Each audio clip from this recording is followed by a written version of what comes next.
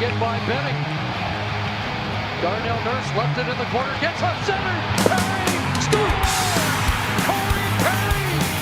Ilya able to shake away from Solani. It's given away to Solani. Around in front. Score! Teemu Solani with the steal. Three of the fans want one. Score! Off the floor! On the board! Paul Kariya! Cookie Monster. So funny. And cookies are now a sometimes snack. Are they? Yeah, that's what he says. Because Elmo and Abby come over and they make cookies together, but they refer to cookies as like a sometimes snack. So like you shouldn't have them all the time because they're not super healthy, but like you can definitely still eat your cookies. Have you been up to date with Sesame Street then, as of recently? Like, do you have to watch it now, or no? Have you seen recent episodes? I just want to know if Elmo isn't the all-time hater for this character named Rocco. I've never seen it, but I've just heard he 100% hates Rocco. Yeah, like an all-time And Rocco hater. I believe Rocco is Rocco's Zoe's a rock. pet rock. Yeah. Yeah, he's Love a it. rock. Love And I it. think the character is Zoe, and it's her pet rock. But like I've seen those clips, and they go so hard. It's so funny. Yeah, I love But it. that's tension, right? Conflict. That's the heart of all drama, of all theatre, as we were calling it earlier. That's at the heart of it, right? It's about struggle. It's about pathos and ethos, and I have nothing else. But yeah, so yeah, I just think. Anyways, yeah, this little box makes a lot of noise. It's really funny. And Cookie Monster, it's basically in my apartment all day as long as my daughter is home. All you're hearing is Cookie Monster talking, Elmo talking, now Abby, because we got her an Abby one, and then Coco. You hear like the Disney movie Coco, Oh, okay. which rules. Yeah, We get to great hear movie. Miguel and Poco Loco and all that stuff. It's blast. Yeah, But then other than that, it's just Addie's favorite was Tangled. It was on repeat forever. So ooh, yeah. Yeah, we're not at she has a favorite movie that she bludgeons us with in the head. We've still managed to keep her screen time very, very minimal, but she does turn into a zombie when we play Miss Rachel. Miss Rachel's kind of a whole thing. I think we just missed that. Yeah, just missed that. yeah. Eddie's Just missed it. But yeah, Miss Rachel's kind of my hero. Like, Piece if I of could get pie. like a cameo, get it for Well, yeah, she's just bro. It's so wild. She just zones out. It's so funny. I was telling my mom about it, and I was like, honestly, if you want to know what the visual is, just watch Poltergeist, and you see that little girl zoned out in front of the TV. That's the shit that happens when we put that on, which is why we only do it super rare. It's just after her showers or baths, so we can clean her ears and cut her nails and stuff without her freaking out. Oh yeah, Miss Rachel's a legend in this household. Unanimous first ballot Hall of Famer. So Yeah, right there with Ryan Getzlaff and Corey. yeah, exactly. And Mariano Rivera. And who should have been unanimous? Ichiro Suzuki. But we don't have to get into that because none of that matters. Yeah. But Ichiro Suzuki should have been a unanimous Hall of Famer, and the fact that he isn't is an affront between man is an affront by man in front of God. And whoever didn't vote for him, will rot in hell for it. You know what does matter, What's though? that? The upcoming NHL Trade Deadline. That's true. Matters a great deal. Does matter, yeah. So, you have kind of said to me offline or whatever, off pod, that you're not expecting very much this deadline. From the Ducks? From the No. Ducks, yeah. No, I mean, the big thing we thought was going to happen, right, was Vetrano before he re-signed. Or at least what I thought was going to happen was now that he's signed, the options are Dumoulin, and it could have been McGinn, but McGinn's hurt for the rest of the season. So your options are limited to kind of big moves that don't have to happen at the deadline, right? Now it's like Zegras or Gibson. The only kind of obvious one is Dumoulin now. So if you do the Is obvious... Fabry falling off a cliff? I think he's injured right now for one, so I don't know if that's going to impact it. And I think because he hasn't played that much, I don't know if the interest is going to be there. I think there's going to be other options out there. He's possible for sure. I just don't know the status of him right now and how that's going to impact his ability and the interest He's on in him. injured reserve. Yeah, so I don't know. Like, if he's still injured, I don't think a team's going to take a gamble of moving an asset for him. So it really comes down to Dumoulin, and from what we've read, is the Ducks wouldn't hate bringing him back. I still do think he does get moved. There's a logjam on defense, and I think they want to be able to have these guys play for the rest of the year. Beyond that, anything else is a surprise, and like I said, doesn't have to happen. You don't have to move John Gibson. They've been pretty clear that they have a price that they'd like to stick to, and if a team pays that price, then they're willing to move him. And I think the same thing can be said for Trevor Zegras, whether he gets moved in a package, if they're able to swing something bigger, which we'll talk about later. I don't think that he's a guy that they're just going to move for the sake of moving. They certainly don't have to do that right now. So that's where I come from with it's likely going to be a kind of exciteless deadline for the Ducks. There's just not a lot that seems to be moving and working to have an exciting and filled deadline for them. Yeah, coming into the year, what you would have wanted to get done by the deadline was Gibson out, Fowler out, Dumoulin out, Fabry out. Two of those being contracts that clearly didn't fit into the long-term the long-term picture for what this team is, and two of them that were expiring contracts that were going to be easy to retain and flip or just flip and get a meaningful asset back. They paid a fourth for Dumoulin, and they got a fourth to go with Fabry. So there was a really good chance that they were going to end up with a second or a third or a decent prospect or something that equated out to a net gain on both of them. Fabry's hurt. He's on injured reserve. And so that kind of is out the window. Fowler got done. Mm-hmm. The return was fine. Yep.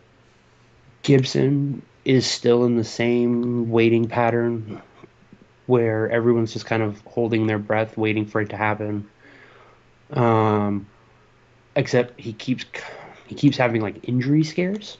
Like by all accounts, he's fine in terms of like long-term prognosis, but like he does have somewhat of a day-to-day knock kind of a thing. And Brian Dumoulin, we're curious to see, and I think for Brian Dumoulin, it's interesting because seeing Lindgren get traded. Seth Jones, I don't think quite matches up on this one.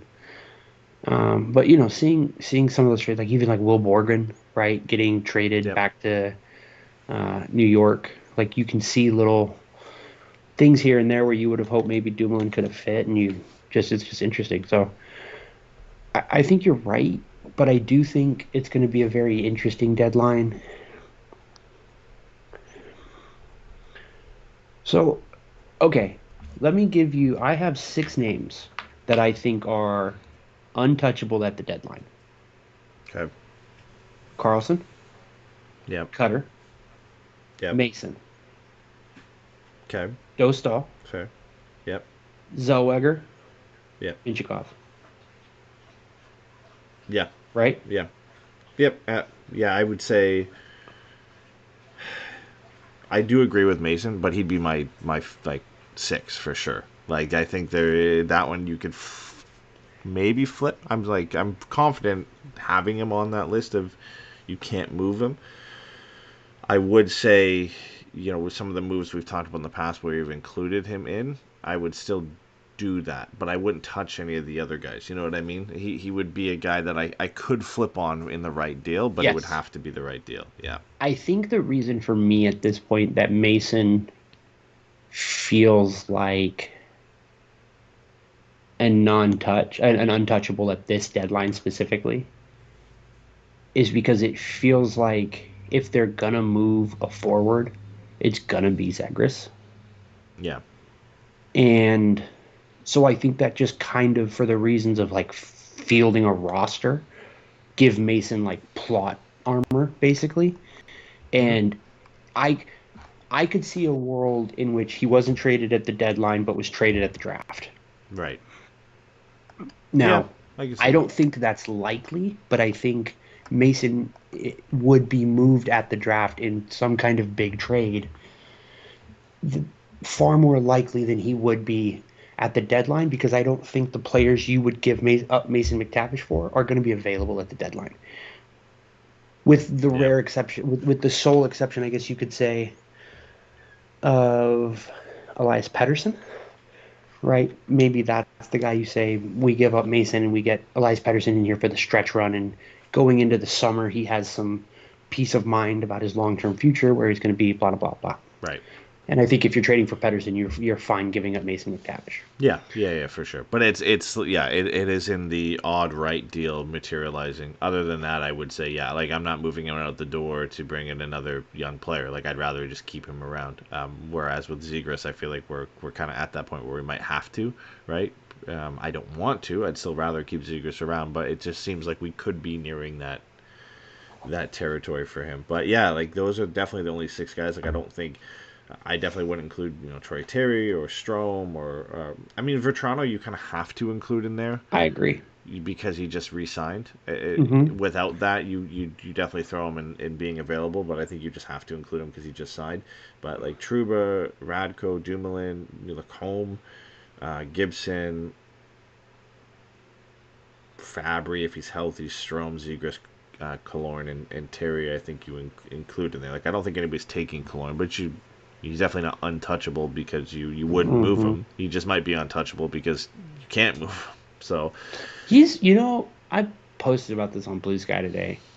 He's had a great defensive year. yeah, he's been good. Yeah, Like just the cap hit I think is going to scare teams the away. cap hit, and then I do think that because I think early in this year he looked pretty brutal. There were times, and there's games and shifts and things where you'll see him and it's like, oh, he doesn't have the foot speed anymore. Oh, it seems like he's not following the play necessarily sometimes. Like he's just kind of like making little mistakes or whatever. Yeah, But he is a completely different player when he's playing with like Zegras and Carlson than on some makeshift third line. And like he's mostly been kept in the top 6, but like when it was like him and Carlson and Leeson just isn't good enough. no, He just doesn't, and Killorn has to be the third worst player on his line. yeah, If he's the second best player on your line, he's not going to be effective. And I get that could be a problem if you think his role is ideally on the third line. But I do think if you're trying to build out a top 6 or a top 9, and you're like, we've got these 2 really good guys and we need a third, you can do a hell of a lot worse than Alexander Killorn, who kind of is the connective tissue between these stars and allows them, he gets in on the forecheck, he's aggressive and things like that. So like I guess I just wanted to say that like yes, as frustrating as he has looked at times, Alex Killorn has very quietly been one of the best defensive forwards in the league. yeah, no, This for year. And that's sure. not nothing. Yeah, he's has a role, and I like his fit of the team. I'd honestly rather keep him. I like having.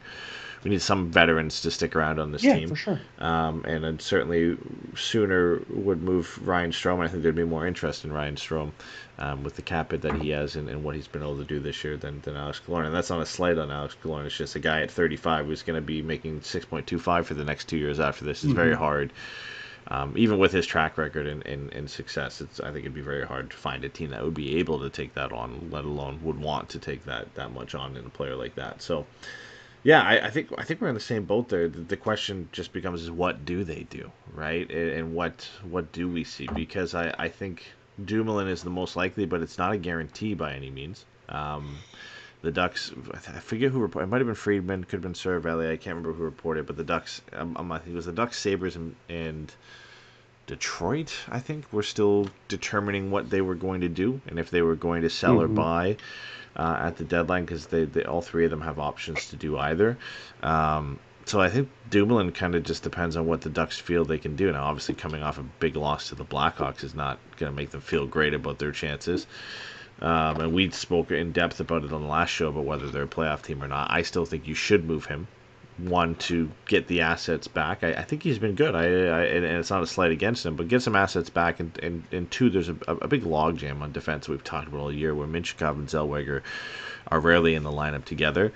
I think for this last stretch of games, there's no harm in having Zellweger, Minchikov, and Lacombe play as the 3 left-sided defense. And then you still have Gudas and Trouba and Hellison to play on the right, and that's how you finish the year. I'm I'm fine with that. I think that works best for the Ducks and what they're looking for now. You get assets back for Dumoulin, which is kind of one of the reasons you brought him in the first place, right? Is to, yes, add a veteran presence to the blue line, but you knew his contract was expiring at the end of this year, and it's a move that Verbeek has kind of made one of his favorites, is bringing these guys in.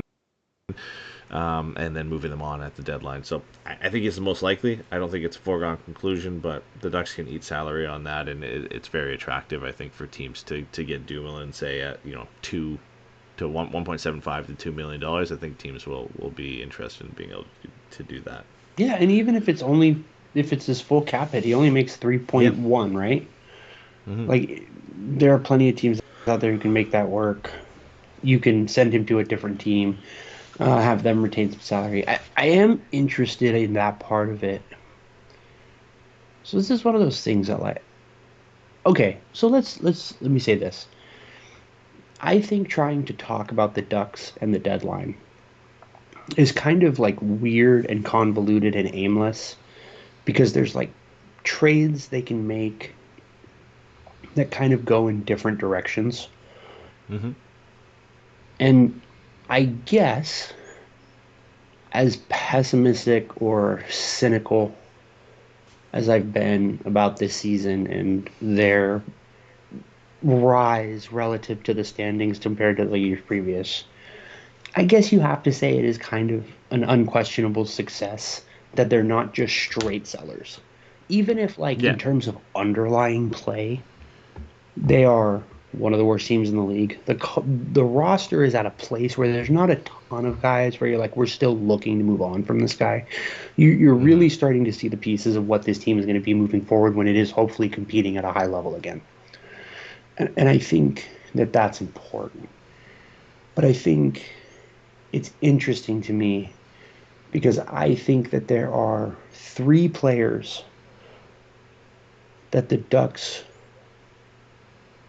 have no reason to trade, absolutely could trade, and could be part of could be an interesting insight into what this team is thinking moving forward. And who are those 3? Who are we talking about? I will move. Are we talking Troy Terry? I will move up in importance. So the least important or crucial player would be Drew Hellison. Okay. Then Jackson Lacombe, and then Troy Terry.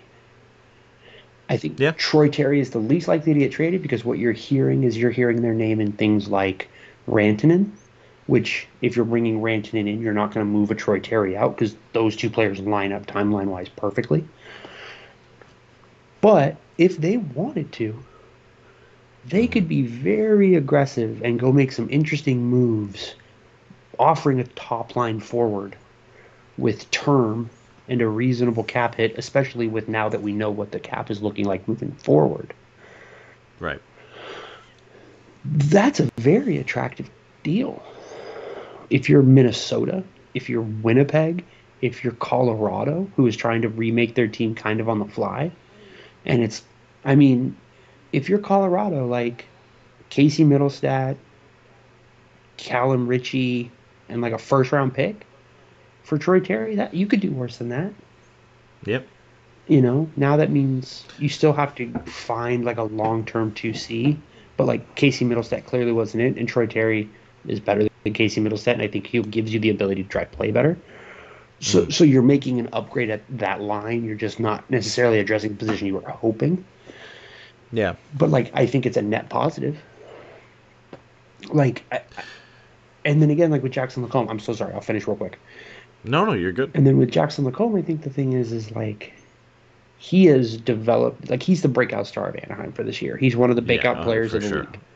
He's having a phenomenal year. He looks great. We're seeing him do all the little things. Shout out to Chad, who's been on this from day one. He looks great. And I think there's a very interesting question with what we know the ceiling on players like Minchikov, Zellweger. There's Terrence Smith, right, still in the pipeline. Mm-hmm. You've got Stolberg. You've got Luneau. There are these players with this offensive upside and this two-way ability, right?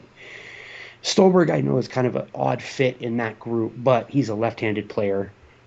he's closer to like your Tyson Hines and things like that. But it's a meaningful pipeline piece. Yeah. Jackson Lacombe at another year under $1 million is Super value, possibly the yeah. most valuable piece available at the deadline. Mm-hmm. I am not being funny because that extra year at a he's on an ELC still. We saw what It's insane. Tampa paid for Brendan Hagel to be able to have that flexibility with him when they made that trade. They gave Paying, I up. think it was a It was first, multiple second, and a firsts third. or something like that. They gave up a full first for Barclay Goodrow and Blake Coleman. Jackson Lacombe is a much better player than that. Yeah.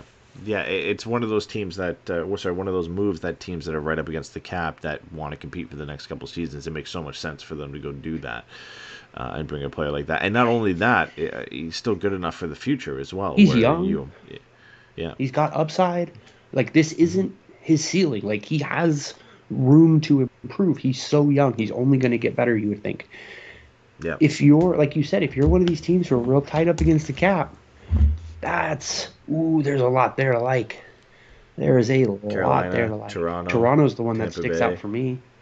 Yeah, those three right there. And I mean, Tampa has a history of doing that. Toronto is a team that needs to be looking at doing that. And Carolina, again, it makes sense there as well as being a possibility for them. You know, they could ship out Orlov's contract in the same deal, save themselves some cap space with that, and then you get they have a window that should be good enough for the next 5-6 years because the young players that they have on their team are ready. You add a player like Jackson Lacombe to that blue line, and it just kind of helps extend that window. And you might honestly have a then ready replacement eventually for Jacob Slavin whenever, you know, he's still young enough that he'll be a part of this team for the next 4, 5, 6 years. Yeah, But you have a guy who can step in and eventually take over potentially. So yeah. I mean, not a stylistic match for Jacob Slavin. No. But yes, importance to the team potentially. Yeah, as far as a guy that like you could potentially project to be a top pair player. Especially with some of the young, exciting players they have on the right side of the blue line. You're but right, he is, to me, possibly, you know, the most valuable piece. And then you have Drew Hellison. And I think the Drew Hellison thing is really interesting because Tristan Luneau is balling out in the AHL. It's going to be, it seems unlikely to me that he's in the AHL next year. What it seems most likely to me he can't be.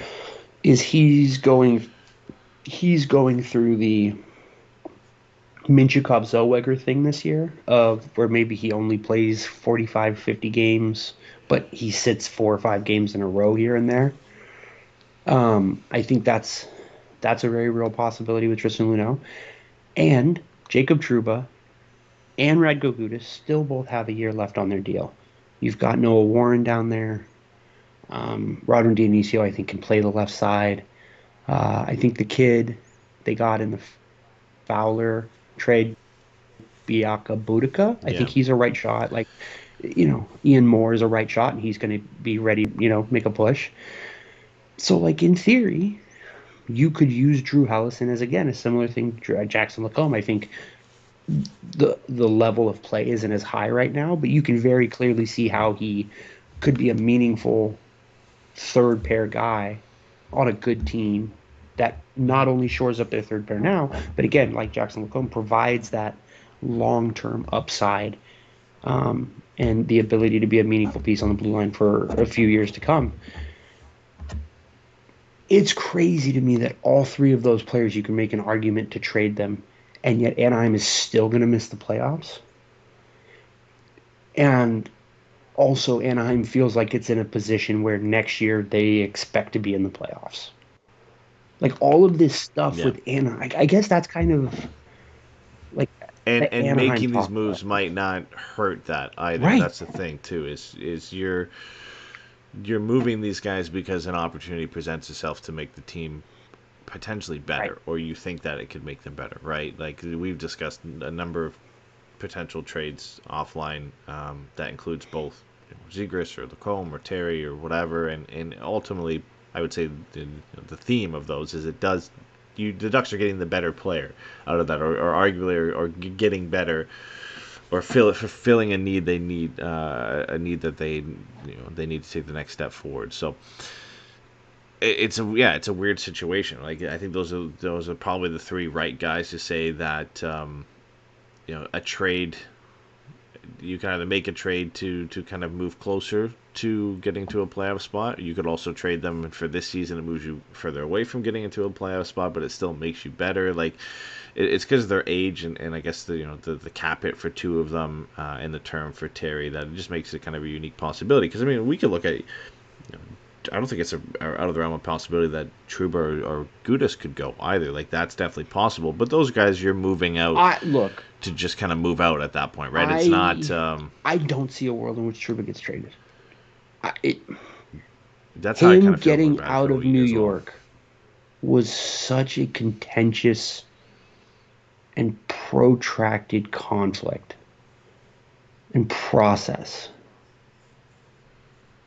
I don't see Pat Verbeek bringing him in to move him out. It doesn't make sense. And again, with the extension to Vetrano, who is one of his best friends, I don't see it. We already heard talk within the first couple of weeks of the trade that when July 1 hit, don't be surprised if they extend Trouba right away. I've been meaning to talk to you about this. I don't think we've talked about this. It's not out of the question to me that they trade Gudas at the draft. There'll be interest. Yeah. The draft for sure. It's definitely possible. I don't think there's any way that they can reasonably move him at the deadline after naming him captain. Yeah, that's my. Because this isn't the Kraken and Mark Giordano, which is just such a specific circumstance. Mm-hmm. They spent a lot of time and effort in the push for him to be captain, and it's a weird decision. The team's on paper doing better. He's one of the veterans in the locker room. Yeah. It's a weird move. Right, I agree. To move him out the door. The Trouba thing I agree with too. Like you just kind of acquired him. It'd have to be an offer that just is too good to pass. Well, I don't even again like. Yes, it would have to be an offer that's too good to pass up, but also it would have to be an offer that was so good you're willing to go to Jacob Trouba with it. And Jacob Trouba, I don't again, he only has a list at this point, right? That's part of why he was able to make this trade. It's because he's got a 16-team no trade list or something like that. So he doesn't have complete protection. But it just doesn't make sense to me. It seems so untethered to the logic that brought him in to this roster to then turn around and flip him a couple months later. That has never made sense to me. Gudas at the draft makes some sense to me, but I still think, especially if they are going to be moving talent out the door at the deadline, like Dumoulin, it may be something interesting, right? Like a Gibby or a Zegras or a Strome. You're going to want veterans who can eat minutes, who can be good in the room, who can, help walk these guys through this. Like, again, Jacob Trouba and Radko Gudas are not young. They have been through this more than a few times. The idea, they will have insight. And then again, with the style of game they play, as these games get rougher and we get closer to the playoffs, and this team is just clearly in a spiral, which I just expect to come at some point. I'm sorry. Yep. No, we went into it hard last show, and it's hard to sound pessimistic, but it's just and it really does make us look a lot better that they just fucking absolutely shit the bed against Chicago. Yeah. Great win against Vancouver. You still absolutely sucked against Chicago. So I think it just, you want both of those guys around at least through the end of this season. Yeah, I still do think we go into next season with only one of them. I don't. And I think Radko Gudas is on another team next year. Yeah. The whole situation, everything with it. I think the fact that he has been a captain now, it holds value for some teams. Whether it should or not, I think it will. Just if they're looking to bring veterans in. Don't do this to me. Don't turn on me. Don't side with them. It matters that he's a leader in this league. Don't be a hater. Cap hit. How funny would it be though if he won the Mark Messier Leadership Award? How much would that rule? I'd love it. Oh, I want that now so bad. I don't think it happens, but I would love it. Hater. Yeah, I mean, honestly, most of this deadline show is going to be looking at some of the big names and where they're going to go and what the landscape's going to look like. Because honestly, there just isn't much to go off of for the Ducks and what they can do beyond hypotheticals of something else big happening. We could see some small moves, but like anything we've talked about, Terry, Zegras, Gibson, Lacombe, like those are big moves. And when they do happen, barring maybe John Gibson, would be likely packages in a larger trade, right? Like, and the John Gibson thing for me is just very similar to the Fowler thing in the sense that you kind of promised him or had an agreement that you would try to move him out the door if the right offer came. That one is kind of along those lines. It's not out of the question. We've discussed a few different potential moves where John Gibson is a piece of a larger deal. It just makes it a little bit harder to make something like that work. And the teams that are interested in John Gibson, from all I've heard, is pretty much just Carolina and Edmonton as the two teams that would have interest in John Gibson.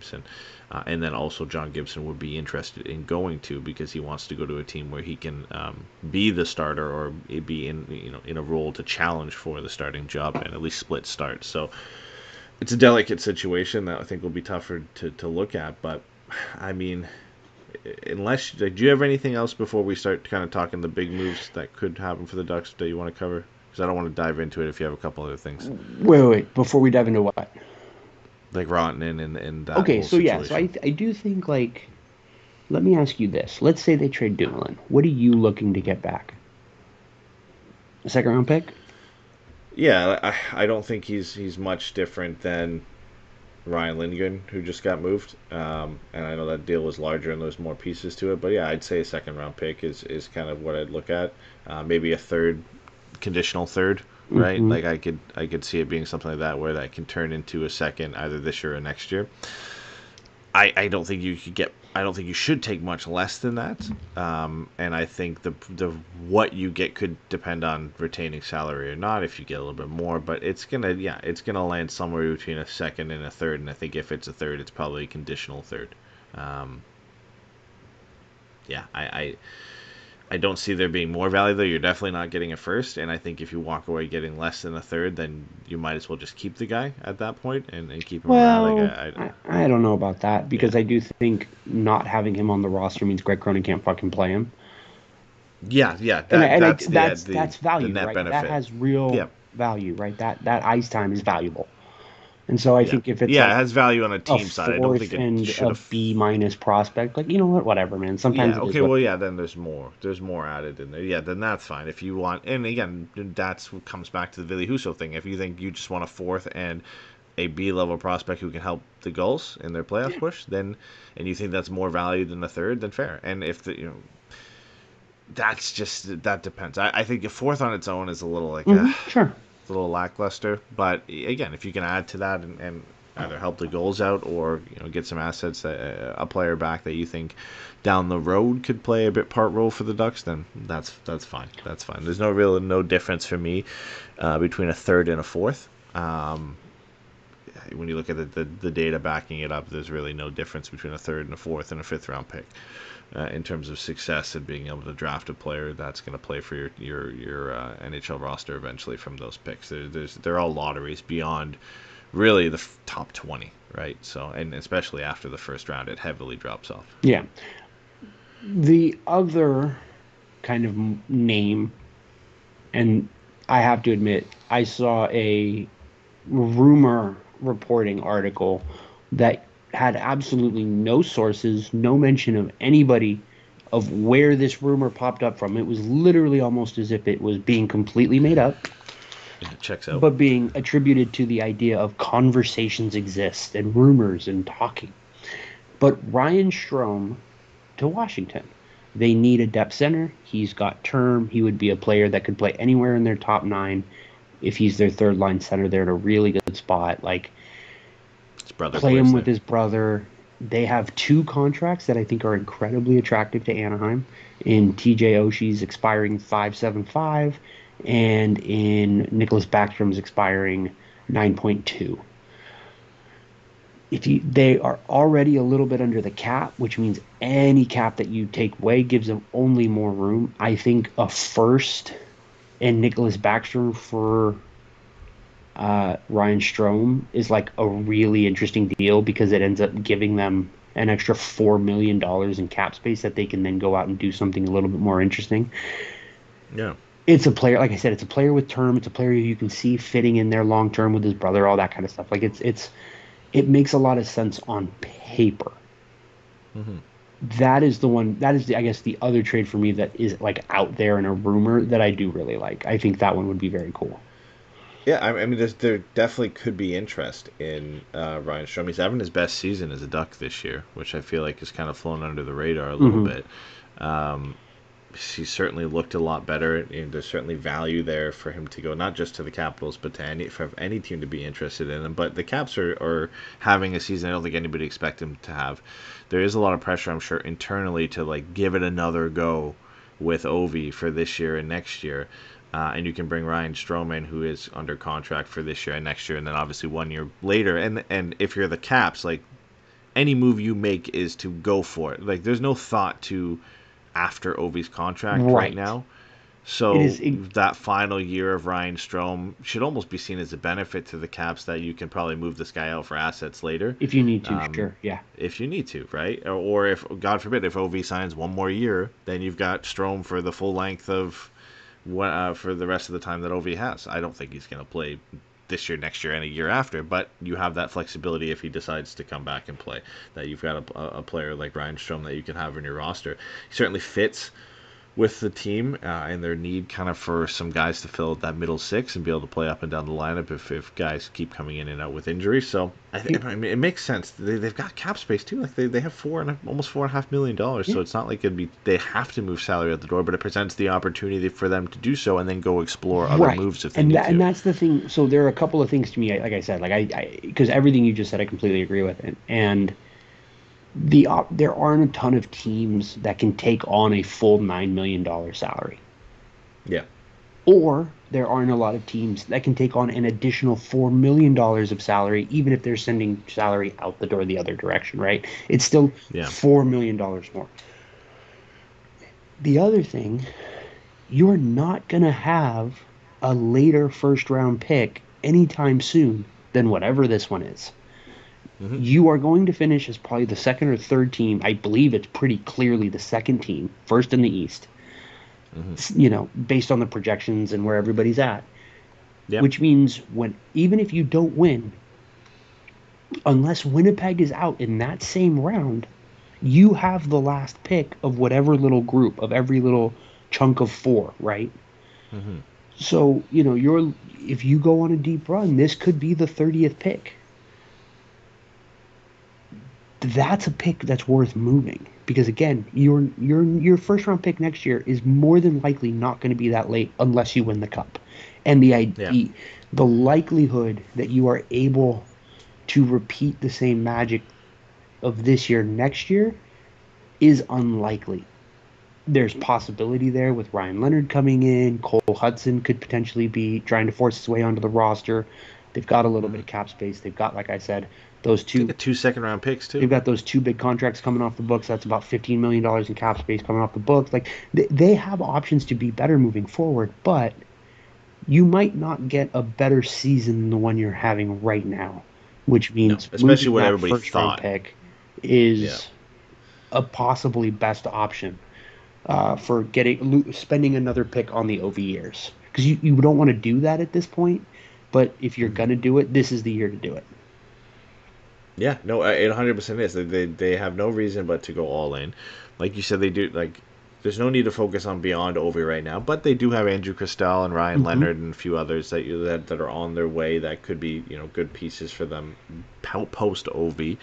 You've got 2 second-round picks. So again, if that first-round pick is late, like Boston and their own second are likely going to be late as well, but they're all kind of melded. Like the 30th pick and the 50th pick, like I just mentioned, are roughly the same value when you look at the data. So I'm sure they're not super opposed to moving that first round pick out the door. And if it Ryan Strome might not be the guy you want to move that first round pick for, but it's Ryan Strome plus freeing up another $4 or $5 million of cap space to go out and do something else, and maybe that involves moving the seconds and Cristall or something like that to go out and get somebody bigger to really make the push for a Stanley Cup this year, right? So it's a move that gives you a player who's going to be impactful for you and good for this year and next year and a couple runs at it. But that flexibility for this year, I think specifically provides a unique opportunity for the Ducks to slide in there and get some value out of it. So again, like you said, there's not many teams that would, one, be willing to do that or have the cap space to do that, but also to have an asset that the Caps would be as interested in as Ryan Strome. Like, the Blue Jackets have the most cap space of any team, but they're going for it. I also don't think Calgary is really going to be looking to ship too many assets at the door. I think they're just going to chalk this up as a rough season and try and go for it next year because they wanted to build off success from last year. Dude, there's no reason Calgary should be this good this year. I don't think they're necessarily going to spend to go for it, but I think they're certainly not going to subtract.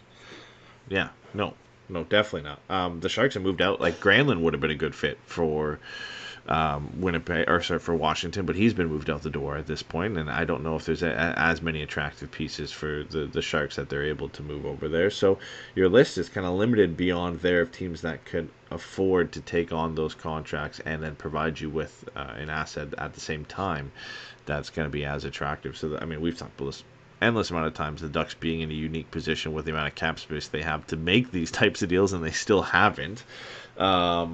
But it'd be cool just to see something like that, right? Like, just something unique that's a little bit unexpected that shows that, Verbeek's really working out there to try and make this team better and have creative ways of doing so beyond just the obvious of, Ryan Dumoulin is a pending UFA. That's who we're going to move, and that's it.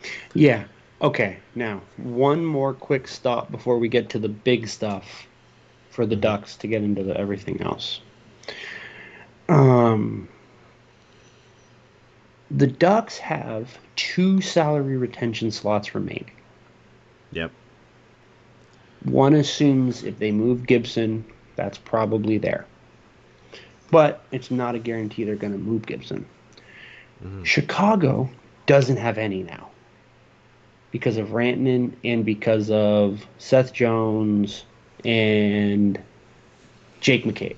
So the Rantanen one and Jake McCabe are up this summer, so they'll only have Seth Jones. But for now, they're out of retention slots. Yeah. This presents a very interesting opportunity for Anaheim to use those 2 slots to be transactional out there. Yep. A team I think is really interesting is Edmonton. Evander Kane wants to play as soon as he can. Edmonton doesn't seem to want to play him. He has this Saturday, his no move clause turned into a 16-team no trade clause, which means half the league is open. And apparently, according to Friedman from 32 Thoughts today or yesterday, if you're a contender, he's willing to waive for you more than likely.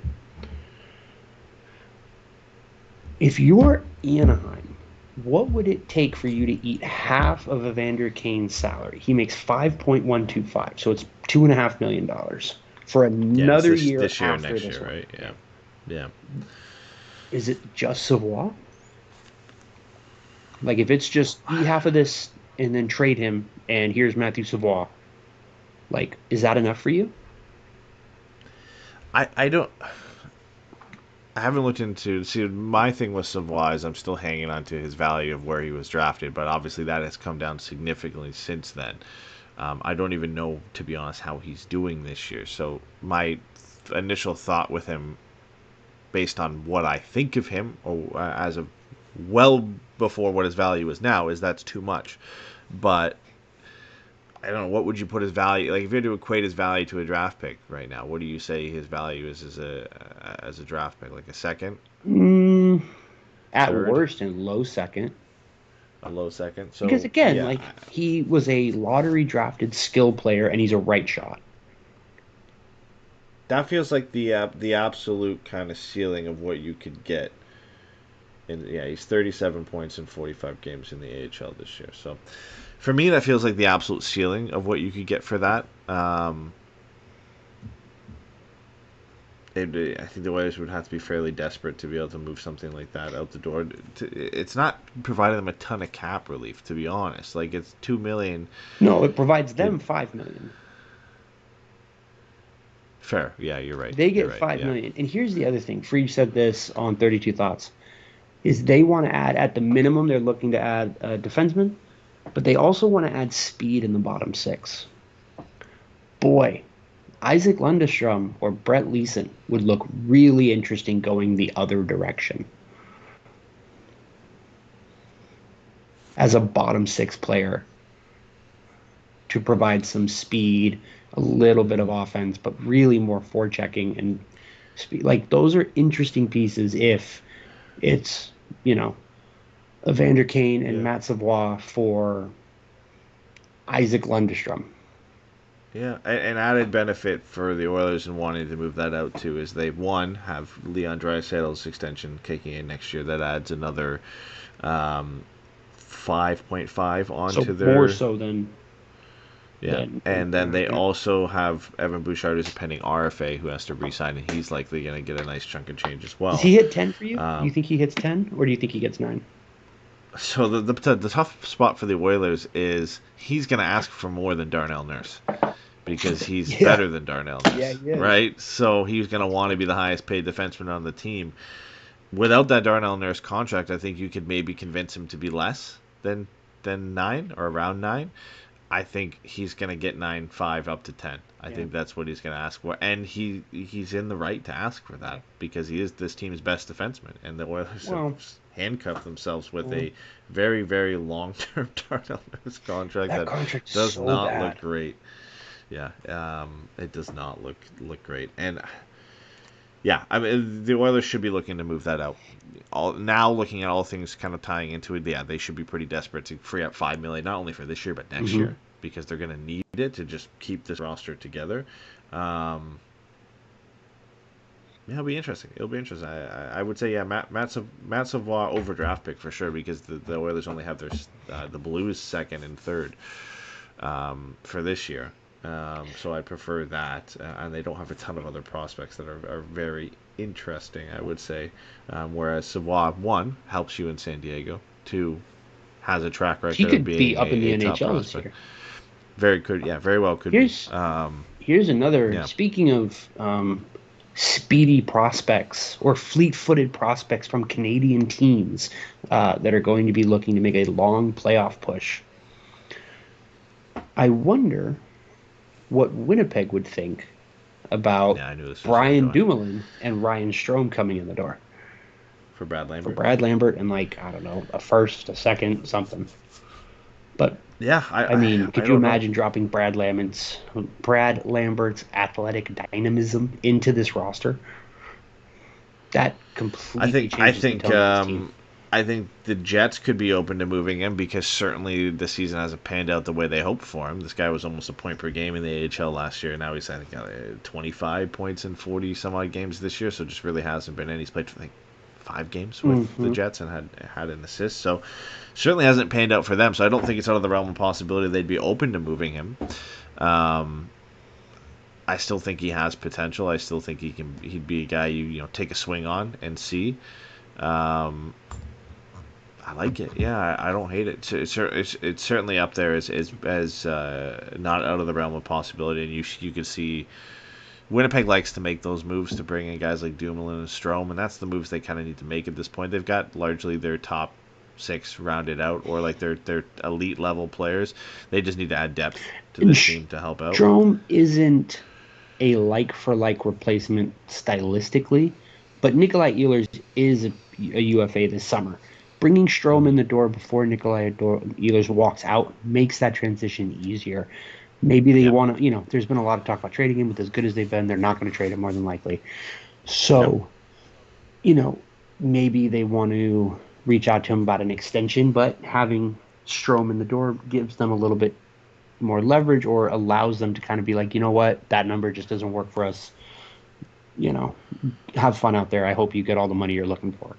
And then the other thing is Friedman, again, I didn't get as far in it as I wanted. I think it's the only thing longer than the Brutalist. But he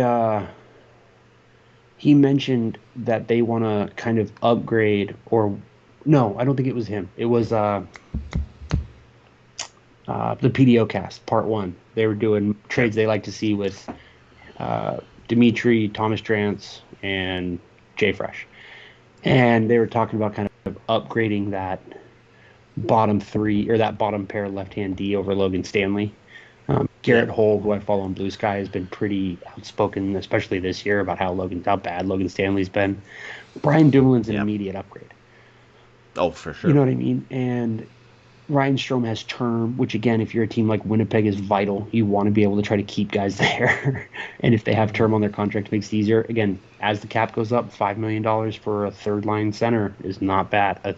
For a guy who can also play right wing. Again, this was a guy who played center for Artemi Panarin and can play right wing, and is. Yeah. And the Jets are shedding lots of salary in the offseason as well. Like you mentioned, Ehlers covers that and some. So he provides a very interesting option for them, and so I just wonder, with Winnipeg, how many more years of Hellebuck are they going to get this great? How many years of Scheifele are they going to get like this? Like, I wonder if they would be willing to part with a Brad Lambert, or they don't have Chaz Lucius anymore. They have whoever they traded him for.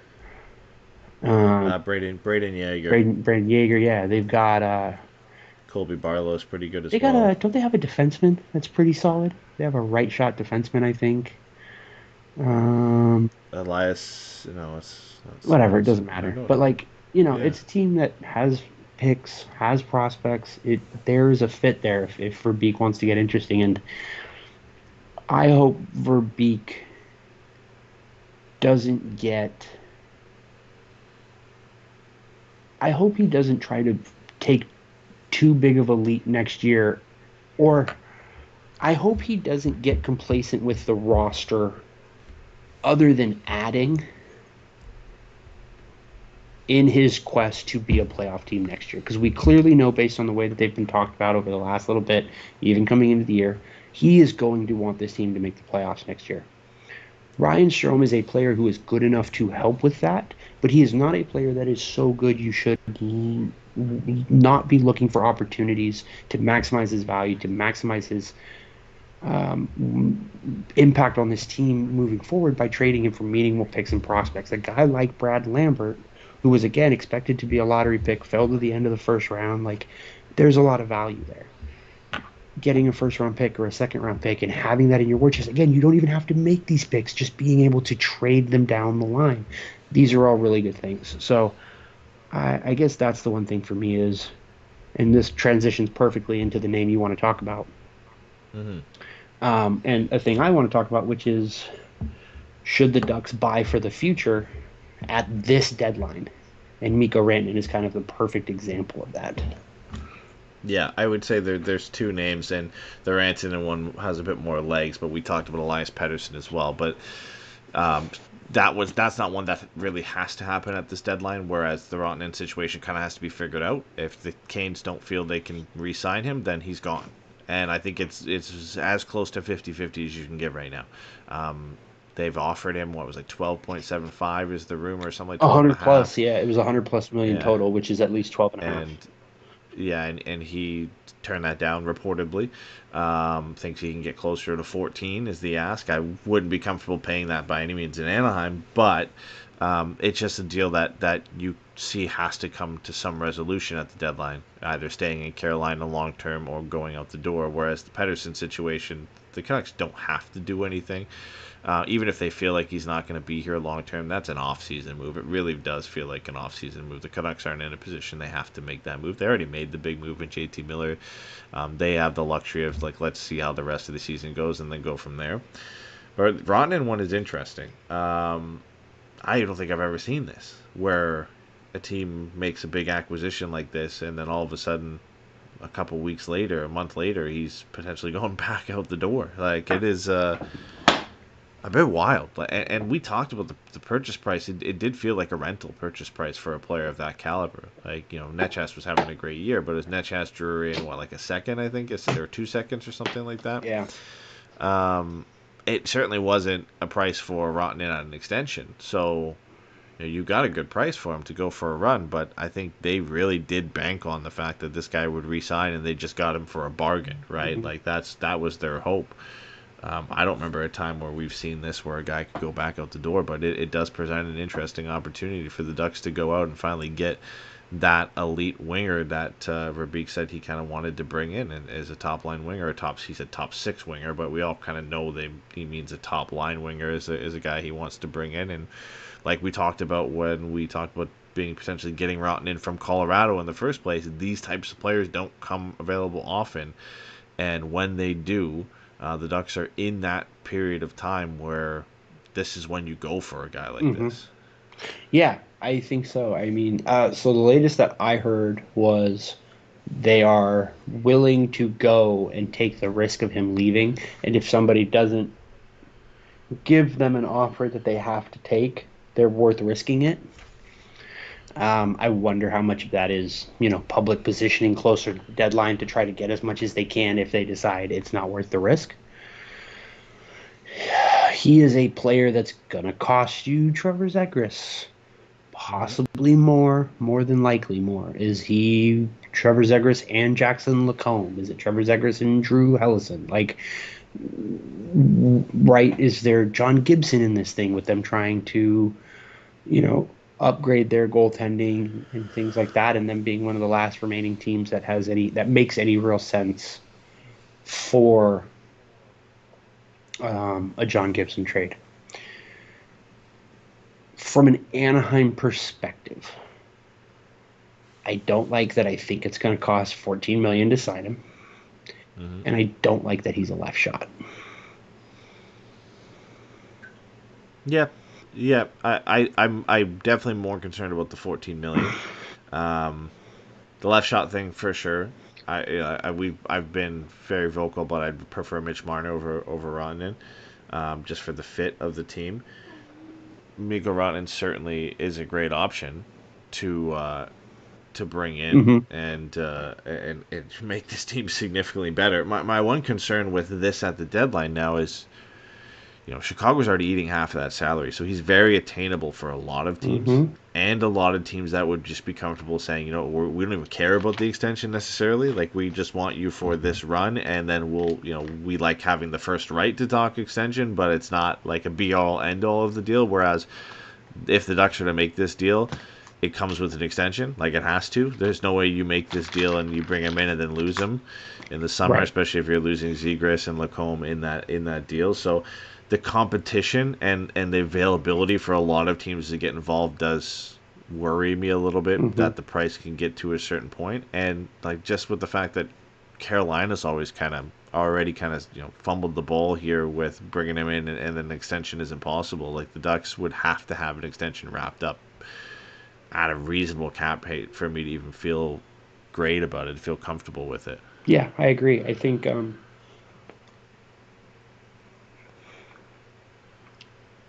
it's a very easy move to rationalize. I think it makes sense. I think it's the type of move that, you and I especially have been asking this front office to try to make. But because it's a deadline thing, because Carolina is in go-for-it mode, you're going to have to give up a lot right now. And so that's the way it goes. When you want to trade for these guys, you got to give up a lot. There's just questions about how much you're willing to give up, on top of knowing that the moment you trade for him, he gets the contract he wants, because you can't say no. So you either have to do the negotiating you either have to negotiate with the player before you negotiate with the team, or you have to just accept you're going to pay him whatever number he gives you, because he's going to have all the leverage. And with Anaheim not being a playoff team this year, you are only trading for him for next season. I want to throw some names at you that are similar in terms of making a move at this deadline for the future. Two of them are insane, and I can give you those last, or I can give you those first. Give me the last. Okay. The first pair I might have, Rickard Rakell. Having a really good year, right shot forward, plays the wing, comes back to Anaheim. Pittsburgh isn't in a position to demand a ton. It's probably going to cost you a second-round pick and maybe Nikita Nestorenko. maybe Tyson Hines, maybe a Noah Warren, one of your B tier prospects. Like, I don't think you have to give up a first by any stretch of the imagination. What do you think about that? Yeah, I'm not a major fan Okay. of that one. I do think he could, if he's available, he could fetch a decent amount Oh, for. he's definitely available. Yeah. I do think. 3 more years at $5 million after this. Yeah, I mean he's got 28 goals in 62 games. He's on pace for his best season in Pittsburgh, or let alone probably potentially his best season of his career. Hmm. I don't think the value is necessarily going to be low. Teams are looking for goal scorers, and Raquel has proven that he's a goal scorer this year. I don't know, because he's what, 30 now, 31, and he's going to be 32. It just doesn't feel like He's 32 the now. right move. Doesn't feel like the Oh, right wait, no. move for. 31. I was looking at Brian Um, West.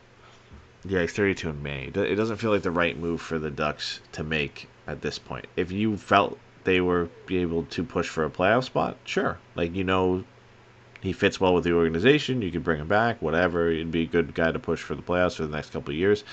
But it just doesn't feel like the right move to make, to bring in an older player like that. I can't. I couldn't get behind that one. I would love to see him back, but I wouldn't love to see us giving up assets for a 32-year-old at this point. Okay. We already talked about Pedersen. I think we would both be fine with that. I think that's a move both you and I understand would cost you one of Trevor and Mason, and probably a bit more. Yep. Do you think, given his struggles in the Four Nations tournament and his struggles in this regular season, there are a lot of people who think it is, again, I think we talked about this last time, there are a lot of people who think it's an injuries thing, and that if he has a summer to get right, he'll be in a better position moving forward. Between injuries and just all of the crazy off-ice stuff, it just isn't a great year for him. Mm-hmm. So maybe you can buy a little bit low, knowing you have the huge potential. How do you feel about the Pedersen thing? Big fan? Yeah, I mean, I'd be a big fan of bringing him in. I just don't know. It'd be very expensive, more expensive than any other deal out there, because the Canucks are in no position to have to move him. He's locked down relatively long term. They're not going to sell low on him. It's going to have to be an offer that gets close to what his value would be if he was performing well. You might be able to get a slight discount, but I even doubt that. Mason, Jackson, first round pick? Plus, and maybe more. Like, honestly, like, they're going to sell him as the 90 to 100 point player. That's what they're going to want for him, and there's no need for them to move him out at this point, because the supposed problem that he had with JT Miller is gone, because JT Miller's out the door. Right, but he hasn't played well since he's been gone. And again, and I think there are reasons to point to that and say that's not going to be the case going forward. But if you're negotiating with Vancouver, he's got one great season production-wise, and the rest have been very good to underwhelming. So really, Vancouver's coming and saying the outlier is the standard. Again, I don't think that's necessarily sure. fair. That's what they're going to pitch. Yeah, they have to Right, pitch and that. so if you're the Ducks, I think you can go, we'll give you a top 5 protected first-round pick. We'll give you a top 6 center prospect, and we'll give you a top 4 defenseman. But you're not getting more than that. Maybe you throw in that's Pastille. the extent that it's the extent I would go. It's like the non-urgency for the Canucks to move. Like, this feels like if it was to happen, it's an off-season move, and one they could even potentially, like, I feel like they're okay with riding it out and going into next year. And it's like, for what you said, their belief will be that this is not a problem moving forward. That this is a player that he's going to come back next year, have an off season to kind of recuperate, and he's going to be great. And that's one. Whether deep down they believe it or not, that's what they have to believe. And if you're going to move him, that's what you have to believe. You're going to get in terms of values for a player that's going to come back and be a 90 to 100 point player. And I don't think they're going to move him unless they get that, because there's no need to. The only time they'll need to is if, like, let's say he gets into next season and continues to struggle. Then they might feel the need, okay, like, we got to get him gone before this becomes a trend where the price is going to keep coming down on him. So I don't think we're at that point yet. It would take a team to blow their socks off. And I mean, I don't. The price would be a lot. It just would be because again, the Canucks don't have to make this deal, and they've already kind of made their big move. I think he's available, but he's one of those players that's available for the right price, and the right price is very, very, very expensive. It would be really funny to trade for him and immediately shut him down for the season. Yeah. I mean, if you had to, if you deemed it, right? I don't even think honestly, because here's my thing. Let's just say you trade for him. What is the benefit of him playing the last 20 games, 15 games of this season? Oh, if he's healthy, you have to. If he's healthy, he's have to. But yeah, if he's not, then shut him down. Even if he's healthy, there's not really any value, right? Oh, okay, you get 18 games to get used to your new teammates or whatever. I think there's value. I think there's some value in that for sure. But you also know he's going to be gone soon. You got training camp, all this stuff. He can be around these guys and get to know these guys just as easily if he's injured. And so I think, there's no huge loss and arguably only gain, because if you don't have a top six center and you don't have a guy to replace him, now all of a sudden the team is playing less. Like, you know what I mean? Like, what you're going to see is this team fall down the standings and, maybe improve their lottery odds over the last 10 games of the season and stuff like that. I just think it'd be very funny. But yeah, I agree with you. I would love to trade for Pedersen. Seems like it might be a deadline thing because this thing would kick in on the 1st of July. Let's stay on Vancouver. What about Brock Besser? Yeah, I've thought about that one too, but I think what was the report? He wanted around like $7 or $8 million. Mm-hmm. I like him, but shot for he falls, your goal scorer. Yeah, the age range is a little bit better than Raquel. I think he's 28. Yeah, 28. Just turned 28. Yeah, it's better, but I don't know, man. Like I don't know if he moves the needle enough for me. Literally just turned 28 a week ago. Yeah, like routinely a close to 30 goal, but not playing a full season, about 50 to 60 point guy. If he was healthy, he had the one really good year, which you make the same argument you want to make with Pedersen, is that was that an outlier for everybody on that team. 40 goals I don't think he's a guy I know. Career high before that was 29. No, for sure. His second year in the league, by the way. Yeah. No. I think the point totally stands. I just think, again, if you're Pat Verbeek, if you want to add goals, if you want to improve this team going into next year, you're willing to do it at this deadline. You're willing to basically pay to be able to have 3 months to negotiate with him. Mm-hmm. I don't know. I don't think it's insane. I don't think there's necessarily a ton of leverage. And if you're going to go out and get a guy, going out and getting a goal scorer isn't the worst idea. Now, the contract is probably going to suck, and you're just like, well, we give him $7 million, and in 3 years the cap is $20 million higher, so it doesn't really matter. Okay, don't love it, don't super love it, but I get the point. But how many times are you going to be able to go out and get a guy who has actually scored 40 goals in this league, right? Like, again, if nothing else, he has actually done it, and if you have a lot of faith in this team moving forward and being able to play him with someone like Leo Carlsson, who has shown a knack for being able to help set guys up and things like that. Or if you want to keep Trevor Zegras, right? Because Brock Besser isn't costing you Trevor Zegras. Right. You're like, oh, we're bringing in... Like, right, because like if you think about it, right, next year, you could go Zegras, Carlsson, Besser, Cutter, Mason, Terry. There it is. There's my top 6 going into next year. I think that's a wild card team. Let's go. You could do worse than that. You could do a lot worse than that. Yeah, certainly you can. It makes the team better, depending on the cost. If it's 5 by 7.5. I still don't love it. I just don't love. I'm very concerned about Brock Besser being anything more than a 25, potentially 30 goal scorer if he can stay healthy. He's not a guy that really ever plays more than 68 to 72 games a year, which is relatively healthy, but he's going to be around that 20 to 25 goal mark. I would almost rather just not do that move and just see what you have in Beckett Seneca. There's no need to accelerate this timeline to get ifs, ands, or buts. I'm willing to we know Mikko Rantanen's a superstar. I'm willing to pay to bring that in and sign him if it means bringing him in, because you know what you're going to get from that. I'm willing to go to the offseason and put in a fairly sizable offer for Mitch Marner, because you know what you're going to get from that. You know he's a superstar. Brock Besser, just it feels like desperation a little bit. Like, you've got to add something. You don't think you're going to compete for the big boys, so you just want to kind of make a move to make a move. And there's a lot of risk with that one, that it won't pan out. And that's what concerns me, is paying a guy that much money for, even if it's only 5 years, and then it just doesn't pay dividends instantly at all, right? He just struggles in a new environment. It turns out that one season was a flash in the pan. He can't be asked to, be the main goal scorer on a team, because it's just not what he is. And then all of a sudden, okay, but would he be the main goal scorer on this team? He would have to be, yeah. What? You think he would have to be? I don't think he would be. He would, coming into next year, and you can't say it's Cutter.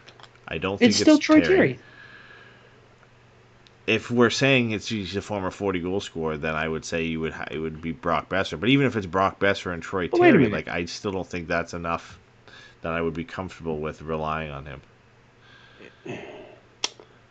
Fucking Troy Terry, 3 goals away. Otherwise, I was going to say they're both 40 goal scorers, but 37 and 75. You know what I mean? Like, yeah. But what do we talk about all the time with Troy Terry? Was that a one-season yes, thing? it was. So it very clearly was. It seems to very clearly have that. So yeah. That's my concern. Is, are we just adding another guy like that? And I don't know if I really want to be doing that. I don't think it's the worst move by any means. There's a lot worse you could do.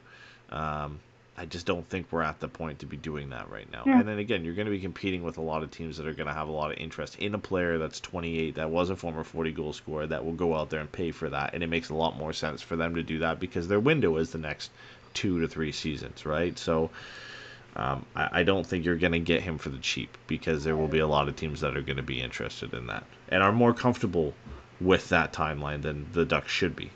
No, for sure.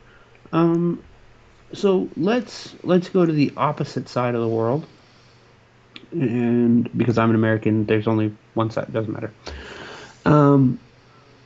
What about going out and trading for Dylan Cousins?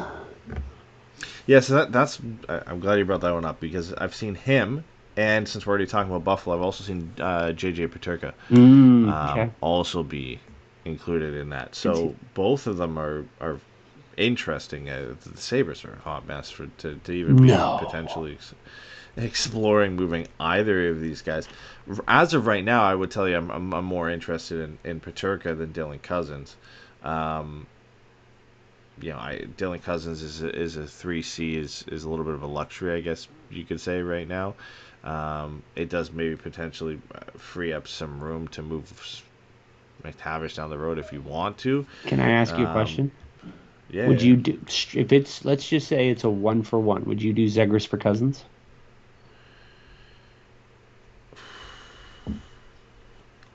That's. It's weird. That's you tough. have to think about it, right? Yeah. I don't know. Like, is it bad to say I'd almost be like more willing to move Zegras for Peterka than I would be Zegras for Cousins? I just don't. I'm not sold on Dylan Cousins, man. I'm not really either. am not. I'm not either. Yeah. But and he's got a long-term contract. He's big, and he's a right-shot centerman. He is literally the one thing the Ducks do not have. Yeah, but they need goal-scoring wingers. Sure, but my only thing is, if you move Mason McTavish to the wing and keep him with Carlson, there's your goal-scoring winger. Yeah, no, that's fair. Yeah, I would definitely consider Zegras for Cousins, and I don't think it's definitely not. I don't love it. Let me be very clear. I don't love it. I don't think I would do it. But I think a more objective person than me could very easily make the argument that there is something there to that trade. Yeah, like, I know Zegras has had his struggles and whatever, but you could argue Zegras has had 2 seasons where he's been good. Dylan Cousins has had 1. Dylan Cousins has played more hockey than Trevor Zegras has had. I didn't like Dylan Cousins last year, 47 points in 79 games, only 18 goals. And I really not much of a fan this year, because he's trending to be about the same this year. So that's 2 straight seasons of not great hockey after having what was considered his breakout year. Despite the struggles for the Sabres this year, I think Peterka has been arguably one of their better players. And he's improving on the 28 goals and 50 points he had last year. He's got 17 goals and 47 points in 57 games this year. He'll likely finish around 60 points and about probably the same 25 to 30 goals if he gets hot here. I like to see that more. Like, I'm seeing progression there despite the team's struggles. And we really liked him in his draft year, too. We kind of hoped that he would fall and the Ducks would take him. I think they ended up taking somebody over him, if I remember correctly. No, they missed out and they got Colangelo, because Peterka went 2 picks before that. But yeah, I mean, I think I would be more comfortable with that. And don't get me wrong, I still don't love it. I would like to keep Zegras because I do believe in him. But you can do a hell of a lot worse than Peterka, and Peterka comes in and at the very least gives you the same, if not right now gives you more than what Trevor Zegras is giving you. So I don't hate it, and I think there's a fit there. It's very interesting for me to think of a team that's supposed to be on the up and coming that is listening to offers on both of these guys. I haven't read the logic behind that, other than them just wanting to shake things up. They just want to shake things up, I guess. Like the Sabres, it's time for them to start trading off former lottery picks. This is what they do, bro. They're a mess. They're an absolute mess. And I feel bad for everybody in Buffalo who just deserves so much better. Yeah, it's just weird, man. Like, there's Alex Tuch, I can understand. I can understand like that if you just want to move on from some older players, and it is what it is. But okay, I'd get my hands on Alex Tuch. Let me tell you. Yeah. Ooh, I would trade next year's first for Alex Tuch. Yeah, from what I'm reading here, it's just the Sabres want to do something to shake up their team, which is just wild. Like, let's move 2 young 23-year-olds to shake up our team. Just insane behavior. All right. Now, I have my 2 crazy names left. Or do you want to get any more into Mikko? Because, like, I know we've kept talking about Mikko, but I don't know if there's any more you want to get into. I don't think so. I think we've covered it on other shows before this all came, even before when he was coming from Colorado. I don't think there's much more to say on Mikko Rantanen other than, what we're comfortable with is, like, Zegras Lacombe, excuse me, in a pick, something like that on the high end. Yeah, absolutely. I think that's unless they eat half his salary and are trading him to a contender, I don't think they're going to get a better offer than that. Yeah. Because at $2.3 million, he becomes one of the most enticing trade pieces in the entire league. Right? He's a superstar at, fourth line guy prices. Yeah. Emergency goalie prices. Like it's incredible. Yeah, you'll have teams that, like I said, are willing to just rent him. Yeah. At that cost. Like, they were willing to just rent him. Right. Because but it's at just such full you just don't 4.6, you're not. I don't think there's going to be too many teams who are going to be able to do better than that. Yeah. My 2 crazy. Yeah, 2 crazy ones. Let's hear it. Adam Fox, Artemi Panarin. Is this who would I rather have? No, these are 2 players on a team that is currently lighting itself on fire in Madison Square Garden. Chris Drury is panicking. He's giving tons of money to Will Borgen. Like, that team is in such crisis right now, bro. That team is such a hot mess. Yeah. And Adam Fox coming off of a bad 4 Nations, having a bad year. Like, he's having a bad year by his standards. He is not a bad player. But I wonder if someone with a little bit of cunning, guile, and viciousness could pounce and go out and add one of the 2 players this team just straight up doesn't have, which is a certified number one defenseman and a top line right shot forward. Those are 2 players who I think on paper are perfect additions to the Ducks. I would be very curious to know what an Artemi Panarin trade or an Adam Fox trade would look like. Adam Fox, I'm down for. I think when we're talking about being okay with Rantanen and Marner and those guys in age profile wise, I think Adam Fox makes sense. He's 27. Like, I'm fine with that. I think that fits age profile wise. Artemi Panarin's a bit of a harder sell for me. He's a great player and he's a right shot forward, but he's 34. Going to be 34. You get him for this year and next, and whether you re-sign him past that, like how much are you getting out of 36-year-old Artemi Panarin? And you got to remember, like, this is for either of them, it's likely costing you Trevor Zegras. It's 100% costing you Trevor Zegras. You're sending him to New York, and the and Rangers the first are round. going Trevor to find Zegras, a value first round pick and something, and that's something. I think you pay less for Panarin. Yes, I think you do pay less for Panarin. But would you trade Pavel Mintyukov for Adam Fox? Yeah, that's a tough. Again, I'm more partial to saying like it's same as the Rantanen package almost, where it's like Zegras and Lacombe, and then you figure out the rest from there. Okay, but here's the thing: it's not going to be that, because you are trading for, this year notwithstanding, one of the 5 best defensemen in the league. Mm-hmm. Like, yeah, I don't like Zegras, Mintyukov is tough, but I mean, if pick? your hope from Mintyukov is that he becomes something anywhere close to Adam That's Fox, but it's the fact that then you're adding also in the first round pick in Trevor Zegras. It you think about it for sure. It's very tough, because then you're putting a lot of eggs into Lacombe and Zellweger being your guys there.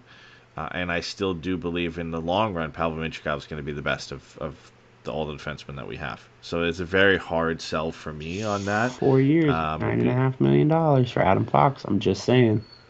Yeah, no, it's He's locked great. up for the rest of his prime. Anybody but Mintyukov, I probably almost immediately say yes. Yeah, no, I think that's fair. Mintyukov makes it a lot harder of a call to decide if that's what you're going to do. So that's tough. I would 100% be down for Adam Fox in some way, shape, or form. And Artemi Panarin, so most situations, I think I'm a no. I don't see it. I don't see I think it. I would absolutely trade Zegras for Artemi Panarin.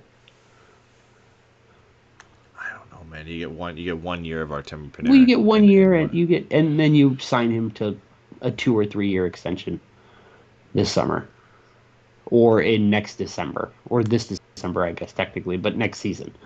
You know, yeah. He goes out and he plays like a first-line fucking winger. He gets to hang out at the beach. And he's just like, yeah, this is cool as hell. Like, I don't know.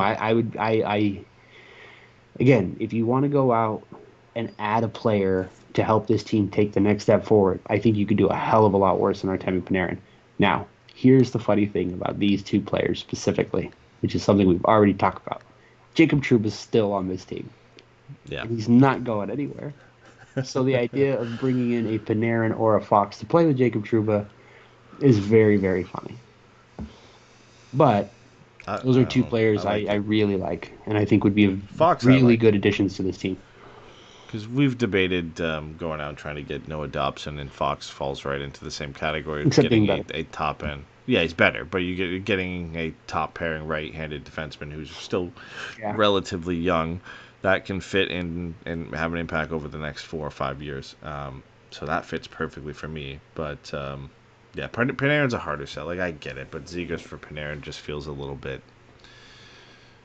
I think you're not going to benefit from it in the long run, so then you're moving Trevor Zegras to bring in a guy who's going to, really not provide much when you want to be competitive again. I'd rather be moving Zegras in a deal for something that I know is going to benefit the Ducks when they're competitive. I don't know for sure they're going to be competitive soon enough, even with Panarin, for it to really matter, right? So that's my one hang-up with there. I mean, if Panarin was like 30, 31, I could maybe get behind it, but no, that's fair. I don't know, man. That's fair. The age profile it's a little bit outside for me. That's fair. I there's enough there for me to be interested. I'll say that much. Mm-hmm. So, okay. Those are the big make a trade now to try and win next year names that I had. The other one, obviously, which we've talked about 100 times, is Charlie McAvoy. Yeah, and he's in that same category, and probably would be top of the list for me. I would probably put Charlie McAvoy top of the list over Adam Fox. Probably McAvoy, Fox, Dobson of the ones I'd be most interested in, and that's also probably price-wise is going to be most expensive to least expensive, and they're all going to be not cheap to get. Yeah, the benefit with McAvoy and Fox is they're already locked up long term. The thought, I think, that you would say with Dobson would be you could lock him up to top pair prices now, which in 2 years could be third defenseman prices or second defenseman prices. You know what I mean? Yeah.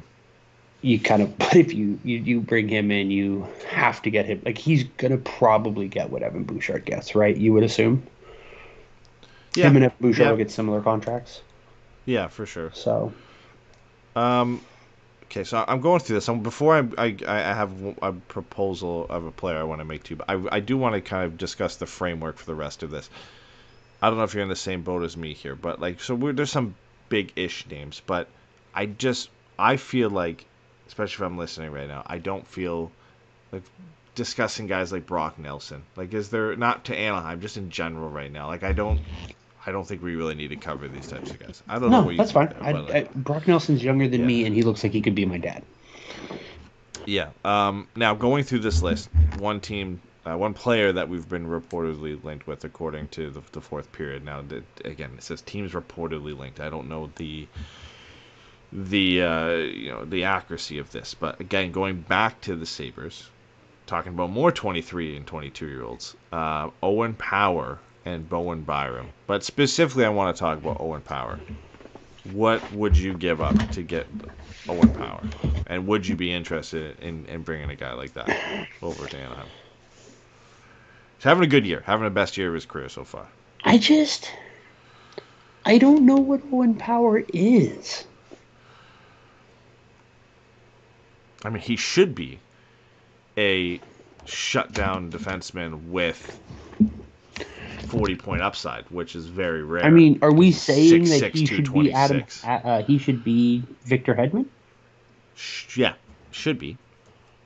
Maybe not like 70-point upside, but he should be Victor Hedman light, right? Like, if we're talking about being okay acquiring Cousins and Peterka, like, would you? I know the Ducks blue line is a little bit logjam, but would you not put Owen Power in that same conversation as being one that the Ducks should be looking at bringing in? If again, a move for Lacombe is made to put a guy out the door, like, let's say you make a move, you move Lacombe out the door, and another deal, Dumoulin goes out the door. Now there's space opened up, right? Like, do you? I don't think it's the worst thing in the world. He's a former first overall pick. You can add him to Owen Zellweger for him. Yeah, see, that's the thing, right? That's are you going to trade Beckett Seneca for him? Like, what are you? This is what are you giving up to get Owen Power? And what is Owen Power that I wouldn't rather just keep Zellweger and Minchikov? Yeah, I mean, it's the same debate we make a lot of times when we talk about trading Trevor Zegras, right? Is like, is it worth getting this in return, or would you rather just hold on to the player you already have? Right. Because you know what I mean. So, I think with Owen Power, Bowen Byram was the other guy mentioned this. I don't think I would do that because I wouldn't be comfortable moving like Zellweger for Byram. I think you can make a case with Owen Power because of the pedigree that is there with him, and that maybe just a guy of this size is going to take a little bit more time to adjust to the offensive game. Again, like, he is on a pace for a career year. He's had just over 30 points the last couple of years. He's got 31 in 50 some odd games this year. He should finish around 40 to 45. Like, I think there's something to be said that it's going to take him a little bit to adjust, and maybe in a new environment that could go well. So I'm a bit more inclined to be open to that. But yeah, like, the question does come down to, would you move Zellweger for Owen Power? You're trading the potential, like, dynamic ability and skating ability of Zellweger for a guy who's a bit more projectable in Owen Power, and you could say has arguably a little bit more potential fit, right, at the NHL level. I think Owen Zellweger is great. I think he has an NHL career ahead of him. You're trading both these to get Owen Power. I wouldn't do that. You have to trade both of them. What Owen Power should be as a 6'6" first overall pick defenseman, I don't know how you're not supposed to give up Yeah. two premium. You just sent me assets. his underlying numbers, and they do look okay. And again, you can chalk up the low Well, here's expected the- goals here- against per here's the 60 thing. to the team Here's- just being trash. So Here's the thing for me. The one I sent you is the 5-on-5 comp of him and Pavel Mintyukov over the last 3 years. Now, yeah, Owen Power has played way more minutes, 4,073 compared to 1,742. But yeah, underlying offensive creation, Mintyukov absolutely doubles him. Almost triples him. yeah. Owen Power has had has had better results in terms of goals going in and shots on goal in terms of goals for and Corsi for, but his underlying expected goals number is far inferior to Pavel Mintyukov. I just Stylistically, I think that you can expect that. I mean, I don't. that's Minchukov's hallmark of his game, is being able to generate chances like that. So I mean, yeah, if you're telling me, then I'm just deciding that for the next 10 years, it's Owen Power and Pavel Mintyukov are my top two lefty. I don't hate it. I man. don't hate it, but I don't know. But the cost is it doesn't Yeah, it's just one of the And I am forgetting Owen Power is on that new $8.35 million. which honestly is almost a mark in his favor. Yeah. Just how certain the long term is of that. Yeah, fair. Yeah. It's an interesting one. That's why I wanted to bring it up, because it does make you think about it, and I do think there is a lot of potential in Owen Power. I wasn't sold on him at the draft, but there's just a lot of potential with the package and the type of player you have there, that if you do believe he's a little bit of a slow burn and it's going to take him a little bit longer to develop, then you're buying him hoping that in next year and the year after, this guy is a top 5 two-way defenseman in the NHL. Right, he's just that guy. He's a 50-point guy who is also one of the premier kind of shutdown physical defensemen, right? So, And I'm sending you his player card, which, boy, if that doesn't say you should trade Trevor Zegras and Olen Zellweger for him immediately. We'll tweet. I'll put these all on Blue Sky. I'm not doing Twitter. Yeah. I'll put Eddie can put these on. Serious or sarcasm? No, I'm serious. Okay. 80th percentile, 76 offense, 59 defense. That's an impressive underlying set of numbers. That's actually impressive. And a lot of that defense, I still feel like, again, it is on him, but you can chalk that up a lot to the Sabres not being that he's great also as well. really Like young, that. right? That's the thing. Yes. He's very young. Yeah. So if you tell me the defense is going to improve as he gets older, he gets more talent around him, whether or not that's the Ducks right now is an interesting conversation, but certainly in the long-term future, you would say there seems to be at least a bit more direction and stability in Anaheim than in Buffalo, which is remarkable. This one again, I'll put these up on Blue Sky, and then we'll see if Eddie gives a shit and puts them up on Twitter. But it's an interesting conversation now seeing that. But I think honestly, if I'm really, really honest, I'm too much of a romantic to not want to see an undersized offensive defenseman and an Instagram skill boy highlight superstar fraud come good. I really want to see Zegras and Zellweger be a big deal. And I think, because I am a romantic in that sense, that's much more alluring to me than just fucking 6'6" superstar defenseman, which is stupid. Yeah. Because if anybody's going to fall for the 6'6" shit, you'd think it'd be me. Yeah, I think if you were to say it was Zellweger and a prospect or picks, I'd be more willing, in the sense that I really do like Olen Zellweger. I love him. I'd honestly be more comfortable doing Troy Terry and Jackson Lacombe.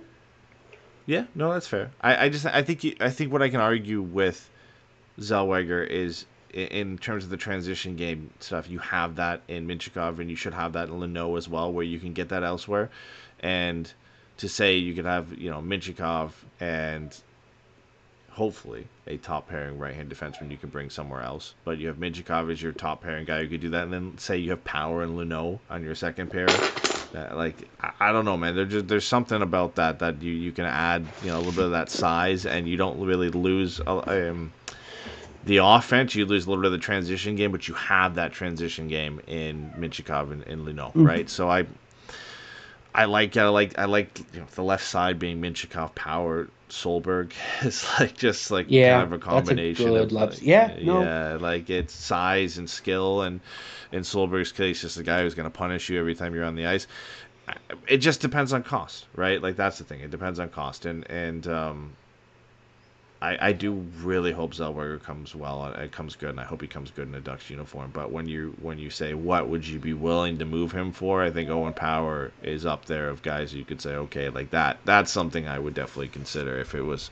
And it's not an opportunity that presents itself often. Like a guy who's 3 seasons removed of being the first overall pick and is having his best season of his career at 22 years old after signing a long-term contract. Oh, he's available. Like that doesn't. Mm-hmm.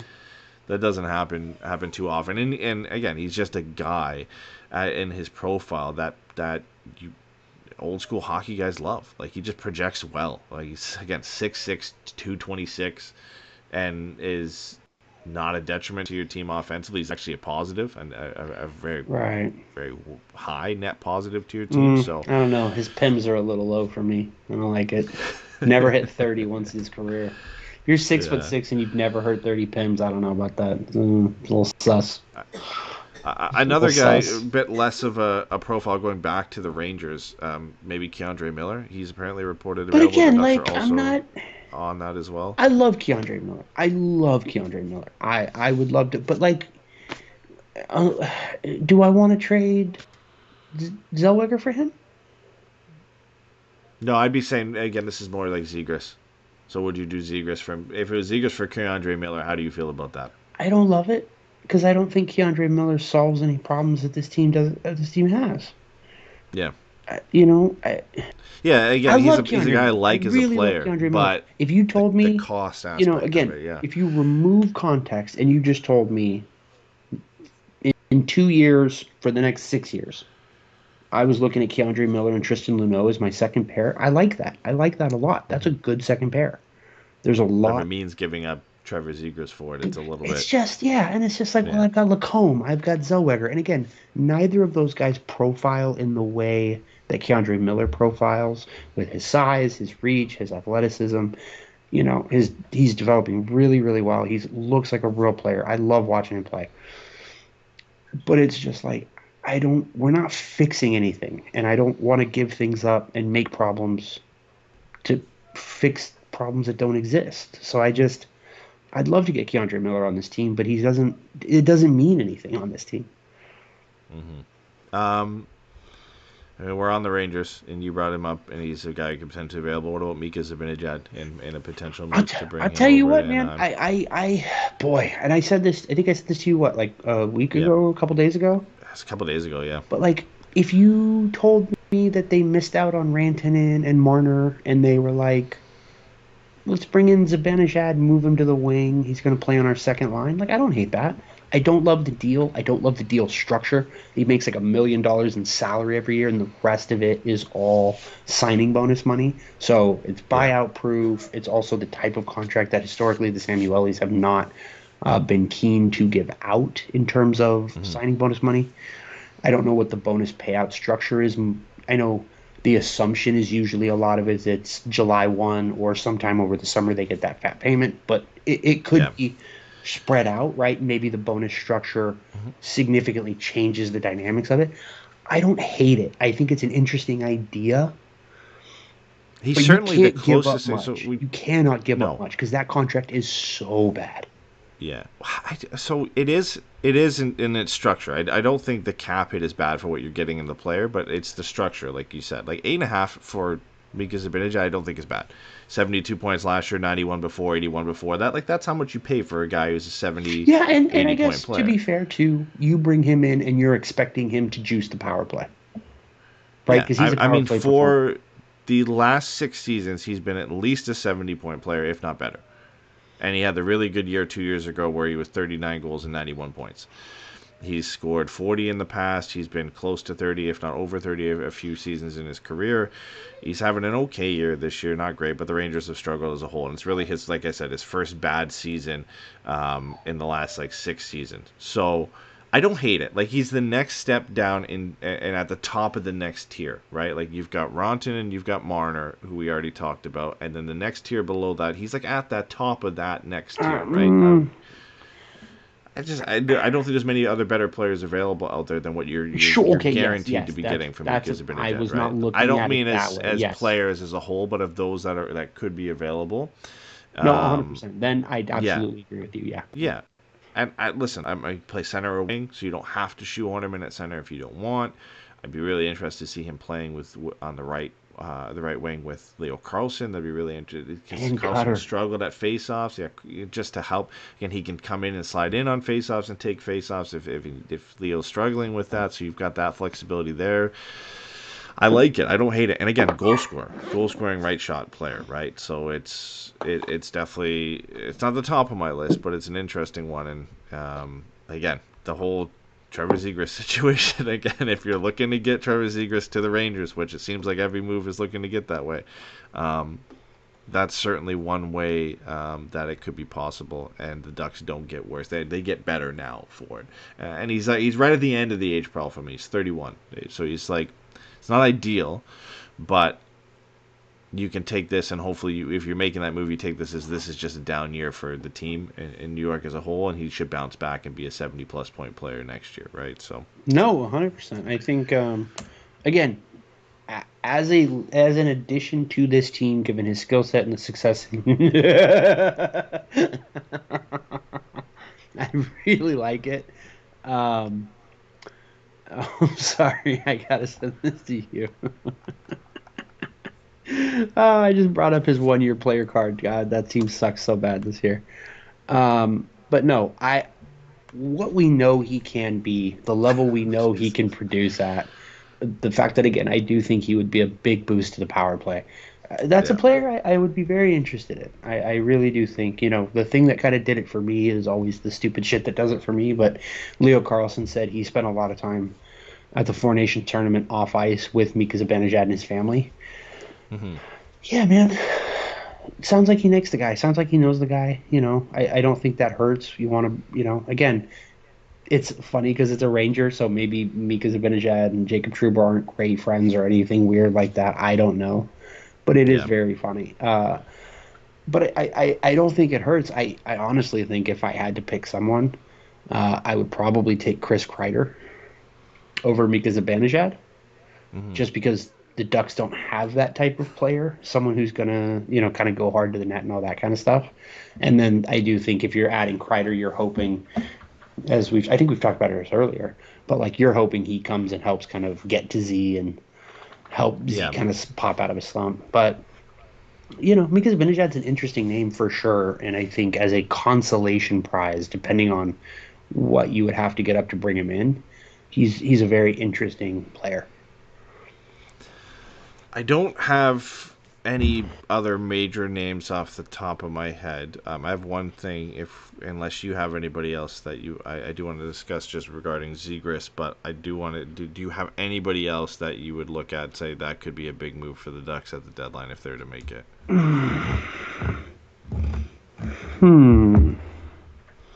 Like I've looked at all the lists here, and those just kind of seem to be the guys that jump off the list. The other thing I was going to kind of transition to was just looking at some of the teams that are reportedly interested in Trevor Zegras that we haven't discussed moves with, and just kind of see if there was anything, what it would take, and what you'd be interested in from those teams per se. You know who I wish was a right-hand shot? Braden Shen. Yeah. For me, like I like him as a player. He just doesn't fit what I think they need right now. But again, for a contender, he's excellent. I think every team should be interested in a player. Like, he just kind of does everything they need him to do. Ryan Strome into Braden Shen, that is a net positive on every level. Other than that, sure, yeah. But if we're talking like young, like a Zegras or something like that, then yeah.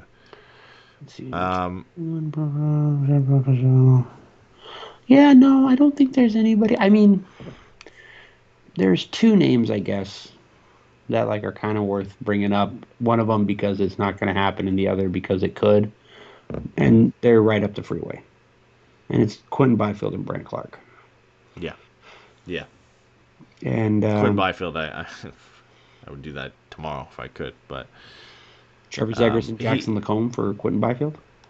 That's steep for sure. But I love Quentin Byfield. I mean, Quentin Byfield, I put in the same boat as when we're talking about Owen Power, in the sense that bigger guy, I feel like he's going to take a couple of years to develop, but man, what this guy could be in like 2 or 3 seasons is something, right? Like he has all the skill in the world, just has to kind of get used to doing that at the NHL level.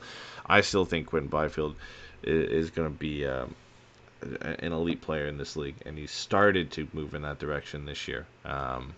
And it's just a matter of time. So yeah, I would pay a lot for Quentin Byfield. It would just suck to see the guys that we like having to move down to LA, or right. So it would just it would not be fun to see that. But again, the consolation prize is you're getting Quentin Byfield into the door. So I don't hate it. Okay, the other teams on this list, we've talked the Rangers, we've talked Buffalo. And Zegras potentially being in deals there. The other 4 teams on this list are Montreal, Chicago, Philadelphia, and Detroit, of teams that could be interested in Trevor Zegras. Starting with Philly, guys I'm looking at here, like I think Konechny's staying, he signed that extension, but an interesting one, like what about a guy like Owen Tippett? You're not going to get him. I don't think it's impossible, but like if the Flyers are looking to shed some cap space and still bring in a younger player and a little bit of a different look, Owen Tippett's having a little bit of a down year this year. Like if it was possible, is that a guy you look at saying you'd be comfortable moving Trevor Zegras for, or maybe Zegras plus for, to get a guy like that? I don't think. Again, I don't think so. I don't think that they have anybody good enough that I would be willing to move off of Trevor Zegras, with the exception of one guy who they're not going to trade. They shouldn't trade. I'm not even suggesting it. Other than that, I don't. Yeah, it's Are we Mitchkov. talking It's Mitchkov there? Yeah. Other than Mitchkov, Konechny would be one too, but I don't think they're going to move him. So I really do like Travis Konechny. No, I like Travis Konechny a lot. He's 27. Yeah, he's got an extension that kicks in almost $9 million. I think he's not worth almost $9 million to the Ducks. I think he's worth $9 million to Philly. But yeah, I don't. They don't have anything I want unless we're gonna get, the best of their first round picks this year and our second back, and we're not gonna get that. Yeah. So like, I don't know. Do you feel differently? Yeah. Do you? No, is Tippett enough for you?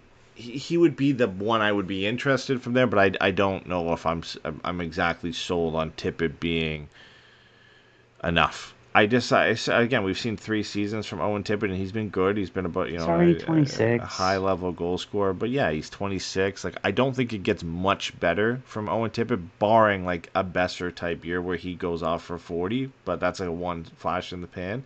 I don't think he's much more than that. And if I'm moving Zegras out the door, I want to have a little bit of potential for more, right? Mm-hmm. Like I don't know if I think Owen Tippett is a 25 to 30 goal scorer and a 55-point guy. Like that's just I think what he is. And but like I said, barring a flash in the pan type season where he could push for 40 because he has that goal scoring ability, I don't know. I feel like it's a little bit underwhelming. I could cope with it, right? But certainly it's not ideal.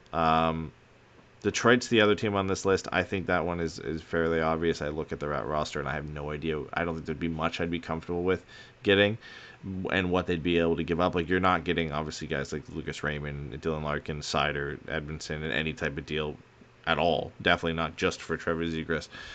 I don't know what else there is in that organization that I would be fine swapping him for. Casper, right? Like, but again, yeah, but he's played. They've been playing him top line with Larkin. They really like him. No, yeah, and they should. He's going to be great for them. Yeah, I don't think Detroit makes sense unless you're getting Dylan Larkin.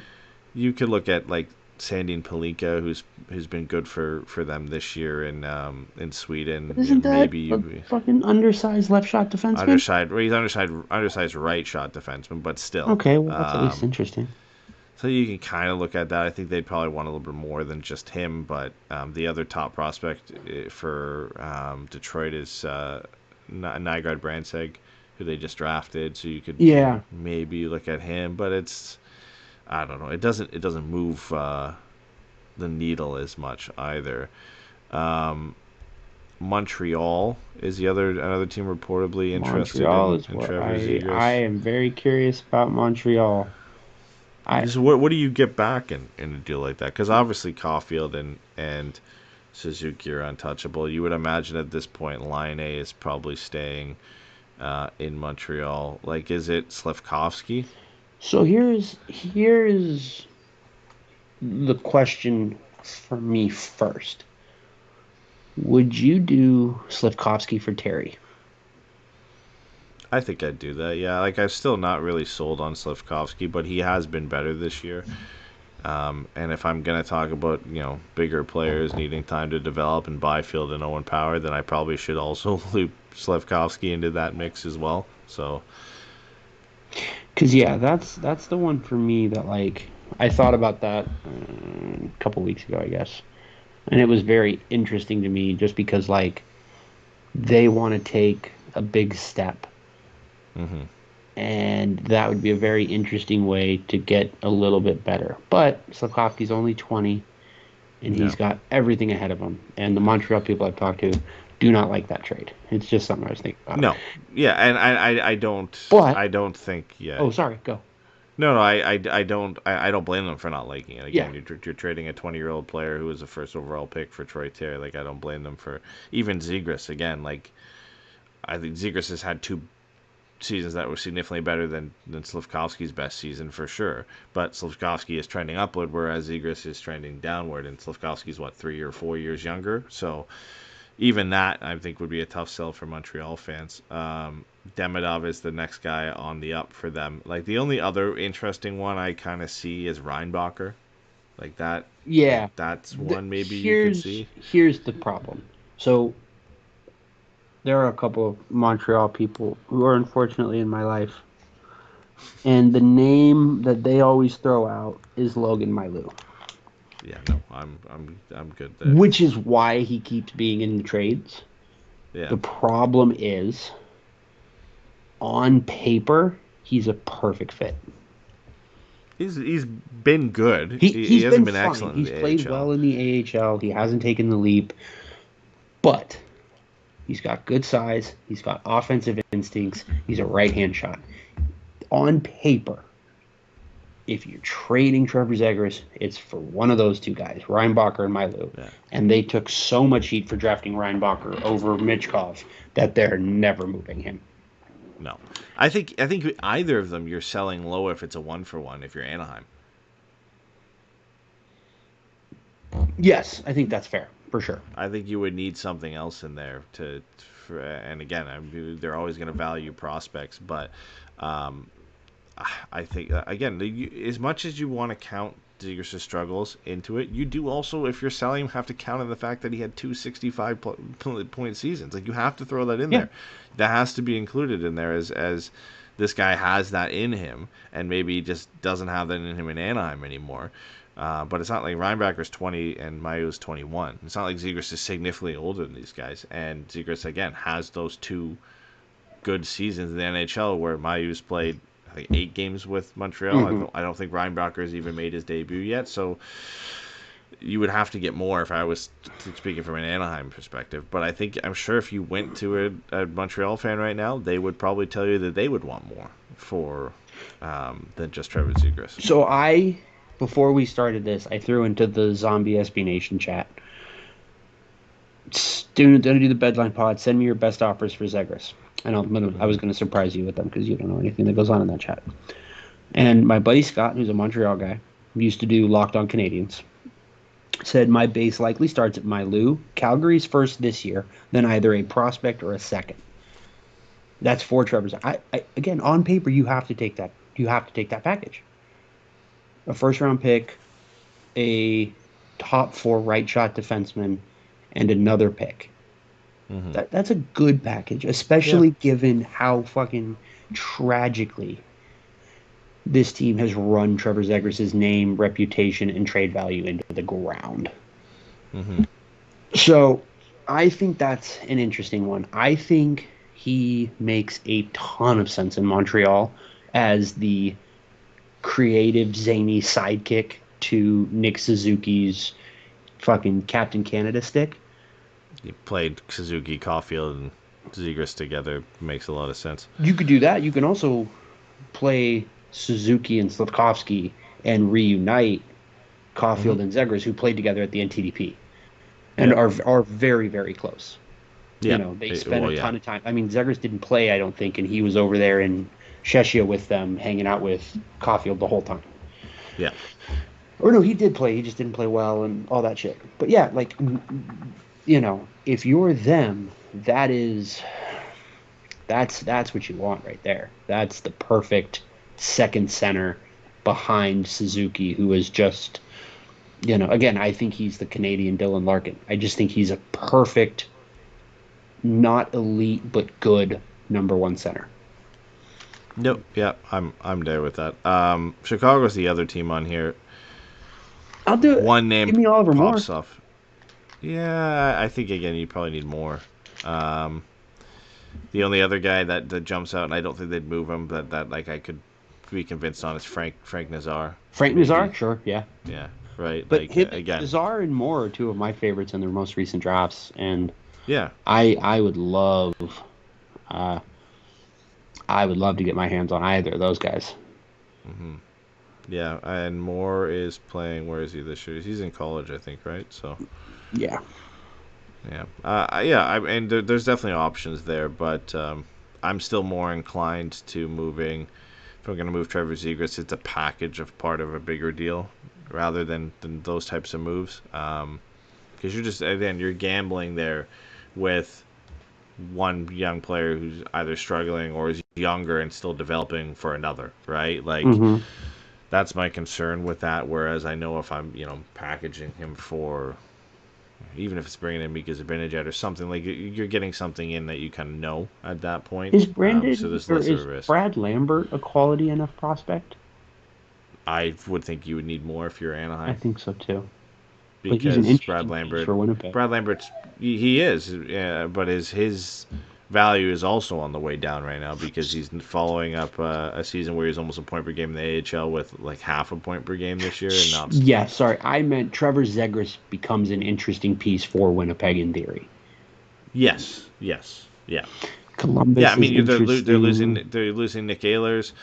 Zegras has had success in the NHL in the past. You can plug him into your top six. Like for Winnipeg, it makes sense. But like I think Zegras might die in Winnipeg. Yeah. I don't think he'd be able to survive there, man.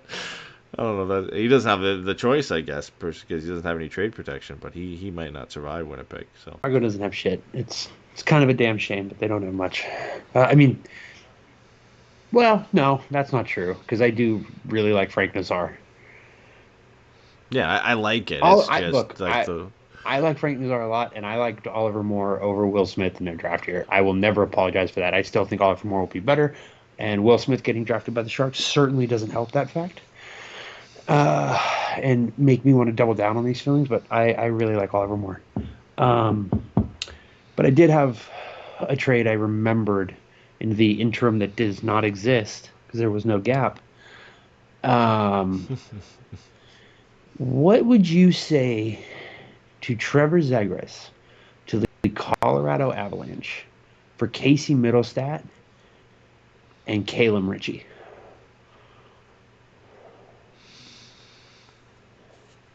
So for me, at that point, it's basically, and I know this is the wrong way to think about it, but it's basically Zegras for Ritchie, right? Like, well, Casey Middlestat has another year left on his deal at 5.75.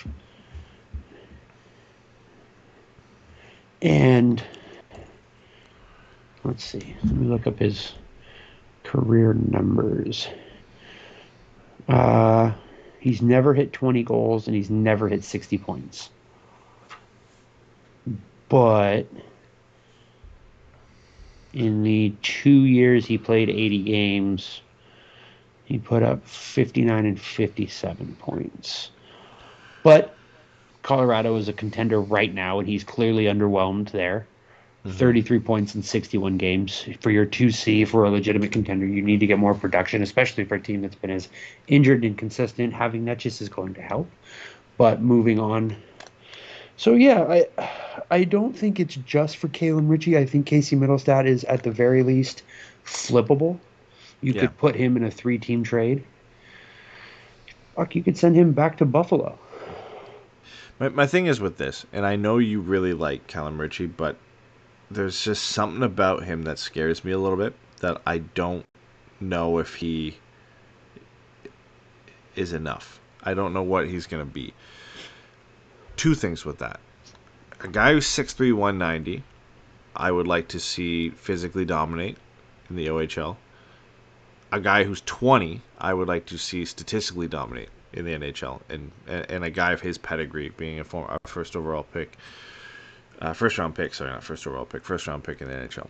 He's not been bad, right? Don't get me wrong. He had 80 points in 50 games last year. He's got 66 in 4 games this year. I'm just missing something there, where he's been good, but I wouldn't say he's among the top 10 or 15. So you think Beckett Seneca is clearly the one driving that line? Because they yes and no. Yes and no. I don't know. There's something. Here's the way for me to think about there it. for me with Callum Ritchie. The way I would sell it is, remember when 21-year-old Jordan Staal was the third line center for the Pittsburgh Penguins? Yep. That's what you're thinking the Caleb Ritchie thing is. He's right-handed. He's going to play a more physical two-way game. I don't think he's going to be like a guaranteed top 6 center.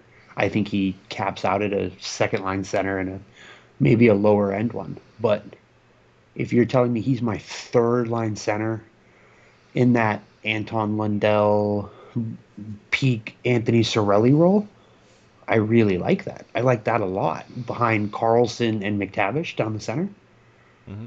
I like that a lot. I think that's really nice. I also think it's kind of cool to be able to have him and Beckett Seneca and just be like, you guys just want to be the third line as a rookie? Yeah. You guys just go be the third line. Just see if you can pull off your 2-man game shit in 13 minutes a night. And you throw out, I don't know, Alex Killorn to be the third guy on that line and kind of go take care of these kids. I don't hate that at all. You can certainly do worse than Callum Ritchie in a trade for Trevor Zegras. So, I mean, listen, it's not my top, it's not in my top 5. I don't think it's the best case scenario, but I think if you told me they then flip Casey Middlestat for a first-round pick, I feel a lot better about it. Caleb Ritchie, a first-round pick for Trevor Zegras, I'll take that every time. I mean, we talked about, I really like Brad Lambert, but I would do Ritchie over Lambert. And right, there's just. Yeah, I think Ritchie's game is more projectable. I think.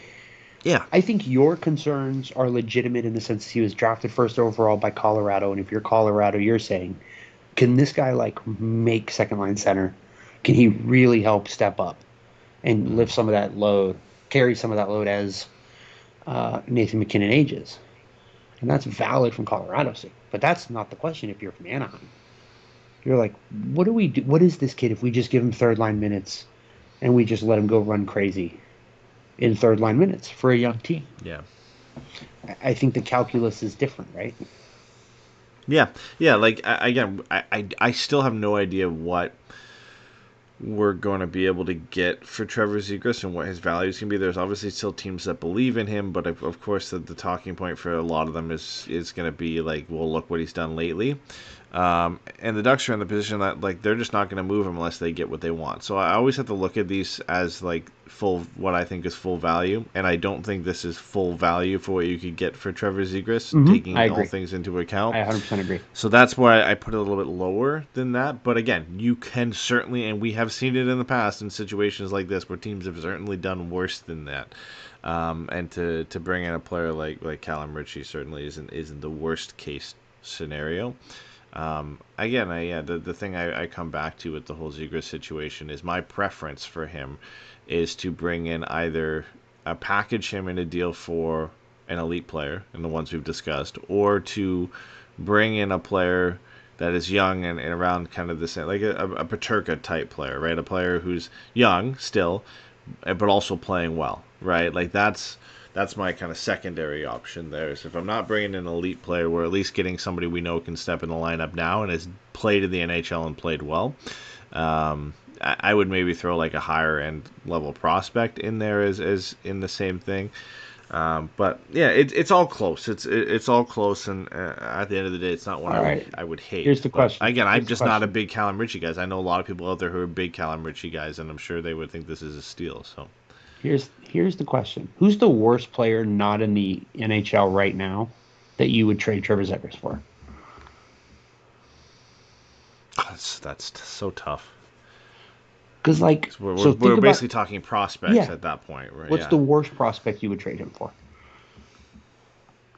Let me ask you this: would you trade him for Brent Clark? Because I mentioned Brent Clark earlier, and I don't know if you didn't hear me or we only just focused on Quentin Byfield. We focused on Byfield because it's Byfield, but would you trade Trevor Zegras for Brent Clark? Yeah. I think you have to, right? Yeah. I mean, yeah, the pedigree's still there. He's had less time in the NHL than Zegras, but that's no fault of his own. He's played well this year. He was taken like 2 8th drafts overall later, pick. Like, yeah. So, like, yes, I would, and I think that is near. Again, that's when I'm talking. When I just said high level prospects, like that for me, he still is that. Yeah, no, right? that's what I'm trying to. I'm trying to figure out where that line is. I'm very curious. Yeah. So like Ritchie and guys like Ritchie and Lambert and stuff like that, and even like Nazar and more, they're down all in kind of the same category. Maybe like Nazar is kind of borderline there for me, but they're all kind of in that level. Brent Clark can step a little bit above that for me because he's got the pedigree of being a top 10 draft pick. He's played 55 games in the NHL this year and looked good. He's a right shot defenseman. He's not small. He's 6'2". He's a little slight, but again, he'll build that size and frame over more time in the NHL. So, and he fills a need for the Ducks on the right side of the defense. So, you would say if you had Brent Clark and Tristan Luneau on the right side of your defense, and you had Minchikov and Zellweger on the left, right? Like that's pretty nice. That's pretty nice. So I wouldn't. I wouldn't say no to that one. That would be one I would definitely be interested in. I think you can make the argument that it's a pretty fair 1-for-1. Clark and I don't Zegras? think either team. Yeah, I agree. I think it's a pretty fair 1-for-1, and I'm sure Kings fans will probably say no. I agree. But recency bias. It's fair if you're a rival team looking at Trevor Zegras and you're gonna say, okay, he hasn't been good lately. But if you're a Ducks fan looking at what do we want for Trevor Zegras, you have to throw in those 2 65-point seasons. You have to. Like, Eddy, you can't ignore them. Hey, Mm-hmm. Trevor Zegras, Drew Hellison, and the Toronto third for Kevin Fiala. Wow. Yeah, that's tough. Because if I have to be fair with myself, I guess I have to put Kevin Fiala in the same category as Mika Zibanejad in terms of quality. Younger too. Over the last couple seasons and younger. Yeah, I mean, because Hellison a third is what it is, right? And I guess the absolute ceiling you can hope for Trevor Zegras is the last 3 seasons from Kevin Fiala, right? 70 points, 20 to 30 goals. That's what we kind of would expect as the top end ceiling for Trevor Zegras. Look, again, I'm out on this limb here, and I'm not going to walk off it as cowardice. Like, I still think he can be a 90-point player in this league. Mm-hmm. I think he absolutely has the skill to be a 90-plus point legger in this league. I've been calling him Kucherov light. That's 85-plus points. Like, I think he has that in him. Over a point-per-game player. Mm-hmm. But again, I know I'm biased. But, like...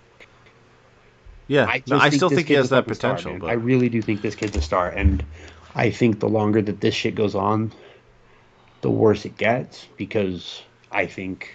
we're fucking losing it. Yeah, it's why like God, the top end of I really do. Yeah, Fiala, I don't hate it. It would be a tough one. I still think, but it's why the whole Zegras situation is. It's why like my preference is packaging him for a superstar, a Rantanen. Before the likelihood that Mitch Marner was just going to finish the season with the Leafs, a Marner, something like that, right? Or a top pairing defenseman, like somebody that is elite, is one of the top players in the top 10, top 15 in their position, like that I'm fine with, because I do believe in that potential for Trevor Zegras, and it's just been a tumultuous last couple of seasons for him. And again, it's why if you were to ask most people outside the organization, well, if you're the Ducks, should you trade Trevor Zegras, Helleson, and a third for Kevin Fiala? They'd say in a heartbeat. But we just have a little bit, whether it's good or not, and if it's biased or not, we just have a lot more belief in what Trevor Zegras can become, and it makes those situations for me looking at them, and it seems for you as well, like hard to kind of value. Kevin Fiala should be and is the best player in that trade, but is a 28-year-old Kevin Fiala what you want to get, or do you want to just bank on Trevor Zegras being what we hope and still think he can be? Right, exactly. Because, but I think if you're an executive looking to justify the decisions that you're making, going out and being able to be like, yeah, we get a guy who's hit 85 points, has hit 70 points twice. Like we think he can be a consistent force for good in our top six. Like, okay. Again, I think that would be selling a little low on Zegras because of, again, what we think he can be. But I don't think that move is wrong in thought process. Yeah. My thing for Zegras that I'm still on is, I know it's been 2 seasons where he hasn't been that great. He had 2 seasons where he's very good, but it's been 65 games. Only over the last 2 seasons. That's 1 season. Yeah. And he's gone through injuries. He's gone through a new coach. He's gone through a coach that has tried to get him to focus on the defensive side of his game and stop taking bad penalties, which he's proven he can kind of do. He's had to go through all of that, where he's had to kind of really shift the focus of his game. Whereas those first 2 seasons, they just let him loose. Do whatever you want to do on the ice, and that's fine. Right. And they've really made it an organizational shift and focus to him working on that side of his game. It seems like that is, they're happy now with what they're seeing from him, and hopefully that allows him to kind of then go back to what, a mix. He's just got to find that middle ground, that mix. And I think when he does, he's going to be a really scary player to play against, because he just has not had that freedom and ability to express himself the way he had in his first 2 seasons, because he's been so hardcore focused and shifted and trained to really focus on that side of his game. Once he now, hopefully over the next couple of seasons, can now focus on adding back what made him so fun to watch in the first season and finding a balance between that, and it's going to take some time, but when he does, the thought is he can be a 70, 80, 90 point player, and I still think he can. And like to say, he played 75 games and 81 games in his first 2 seasons, and it's been 65 games of not so great play. And, by the way, how many points does he have in those 65 games? He still has 31. So it's not bad. Between last year and this year combined? Yeah, he's got 15 last year, 16 this year. Okay. That's fine. Half a point per game. Yeah. So across an 82-game season, it's you still told me he took points. A 20-point dip in points in the first year of a defensively minded head coach. Okay. Yeah. Okay.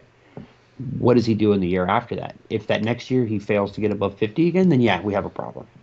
Yeah, if he goes 70 games next year and puts up 40 points, I can start to say, okay, this is concerning. Yes. And then if you go another season, you're like, okay, this is a trend. Yeah.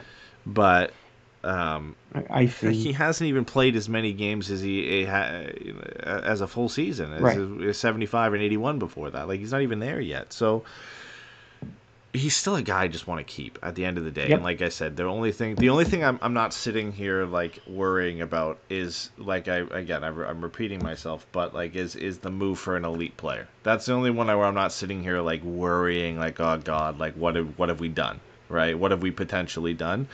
Anything outside of that, players like Zibanejad, Fiala, players like Cousins, Power, prospects like Richie, and that. I'm not trading him for Zibanejad. Well, we talked about it as a potential. Oh, like, no, I'm no. not doing it, but I'm just saying any of those types of moves. Let me be very clear. I'm worried about. If they traded Trevor Zegras for a bad contract like Zibanejad, I would be furious. Yeah, for sure. In my head, I'm very sorry. To me, you add Zibanejad as a player to add. You're like, here's a second round pick. Maybe here's Ryan Strome back, who's a player who had success there playing with Artemi Panarin. I would trade Trevor Zegras for Adam Fox because it so perfectly solves a problem for Anaheim. Yeah, I just say, And I would be I open think to there's it a for Artemi world. Panarin Yeah, because I think what you say is Artemi Panarin is the best version of Trevor Zegras. yeah, And you go, okay, well, why would we trade it? And yeah, all legitimate things, but yeah, distressed assets and stuff. Zibanejad is here's a second round pick. yeah. I I'm would be happy fine. with that. I'm would just saying. lose I my think mind. there's. I would I react to think that there's the way a people world. acted to the Trouba trade. Yeah, I think there's a world where it's possible. Is my thinking and thought process where Are they sending back the EJ? the Rangers, the Rangers really like Trevor Zegras, and in a world that Pat Verbeek can look past the contract and really likes Mika Zibanejad and thinks he can be the 70, 80, 90 point player, close to 40 goals, and wants to add that. I can see something coming from that, right? Like I just see it's not out of the realm of possibility where if the Ducks really like Mika Zibanejad, they want to get rid of Trevor Zegras, it's a possibility. I wouldn't be happy with it. It just We better adding get it in EJ there Emery with back in that trade. adding it in there with like Fiala and the younger players like Cousins and Power that we talked about, and the prospects like Callum Ritchie and Brant Clark, and these like all of those deals outside of the elite players. I'm sitting here and still a little bit worried, like we're gonna lose this deal because I think so highly of Trevor Zegras. 100%. 100%. Yeah. There isn't a Zegers trade that you can make that I don't think comes with risk. Because I just, again, and it's fine. I'm fine being a homer on this or whatever. Or prospect brain, as Lambert calls it. But, like, we watched how good really he was fucking in those think he's first 2 special, man. seasons, I just really think he's special. He was doing, like, there was deservedly so the attention that he was getting because he was doing stuff that nobody else was doing in his first 2 seasons, and like putting up numbers to match as like very, very good numbers for a second and third year player in the NHL. And really first and second, because it's the games he played 24 games before that. I know he wouldn't be classified as a rookie anymore, but like he was just like doing things you shouldn't be doing, and the creativity that he had was second to none. So like you know that is in there somewhere else. And I think, like, again, you could say we're being homers, but we should also be more qualified than anybody to sit here and say, well, wait a minute, like, let's pump the brakes a bit, because we know everything going on with Trevor Zegras. We know, and we see on a nightly basis the effect of Greg Cronin on this team, and we know the organizational approach that they've put in front of Trevor Zegras to say, you need to focus on this part of your game. So that's going to take away for your offense for a bit, but you need to kind of show us that you can do a little bit more. That all weighs into it heavily, right? Like, again, talk to me at the end of next season, and if he's done 40 points in 70, 80 games, okay, I'll start to be concerned. Right now, I'm not concerned with 65 games of subpar play from Trevor Zegras when you add in all of those factors into 100%. It of what he's had to deal with. And again, I'm not even mentioning the injury that caused him to miss most of last year and in the beginning of this year. Like, couldn't agree more, man. Really, truly could not agree more. I just think it would be I hope we keep him. Short-sighted to trade him, but it is starting to feel like it's coming, and it sucks because I know I am absolutely emotionally preparing myself for it because I'm that. Again, it's ridiculous shit, but it's sports shit. So, like, what are you going to do about it? Like, I'm really high on this player we've had kid. in a long time. Yeah, dude. It's just and we still don't have a player like that on the team, in the roster, in the prospect pool. We just don't. Player like that dynamic is he. Yeah, I did Game Over Montreal after we played them. And I said this is the most interesting roster we've had in 10 to 15 years. Mm-hmm. Like, this roster is so interesting. Like, I get that it's underperforming or performing to expectations if you have a pessimistic view of the players or a somewhat pessimistic view of aging curves and like development curves. But like you can see on this roster. This is the thing that we've talked about for 2 years. You can see on this roster where guys start to fit in, and it's just now about seeing if they can become those guys at a legitimate level for 82 games, and it's just about finding out. But like, I The like this profiles roster. of these guys man. just They're- fit really nice. They make sense. We talk a lot about trades because it's fun and all that shit, but like, I like this roster. This is a roster that I can root for another 2 years, if it's run in a way that everyone is allowed to play to their strengths. This roster, Yeah, I mean, being it's still fucking why choked to death by the head coach is hard to deal Yeah. with. Yeah. It's still why my ideal offseason move is signing Mitch Marner as a free agent, because you're not having to give up any of the assets to get him. Right. You're not having to give up a Trevor Zegras or a Mason McTavish or Jackson Lacombe to do it.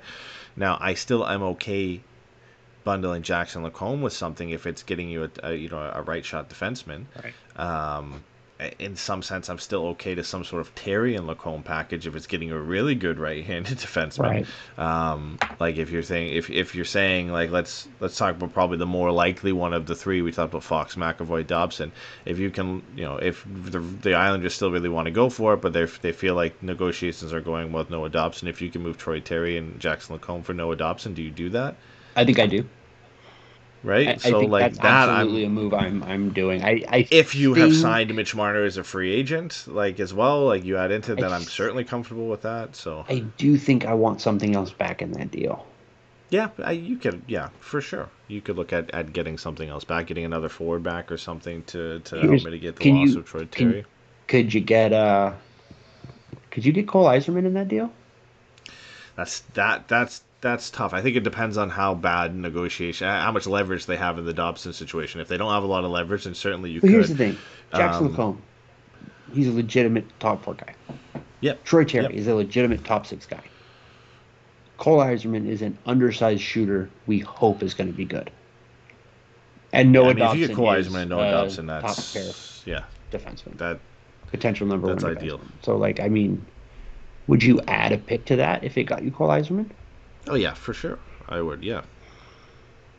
At this point, Lacombe, if you had my Terry. ideal offseason, which I don't care how unrealistic it seems, but if you have signed Mitch Marner and then you say, okay, I've got to trade Terry and Lacombe for Dobson and Eiserman, and it's going to cost me a second-round pick to get it done. Yeah, you're in a position where you should be moving those picks anyway. If you're going to get Dobson and Marner to add to the young core that you have, a second-round pick in 2026 means nothing, or a second-round pick this year means nothing. Yeah, for sure. In the grand scheme of things. 100%.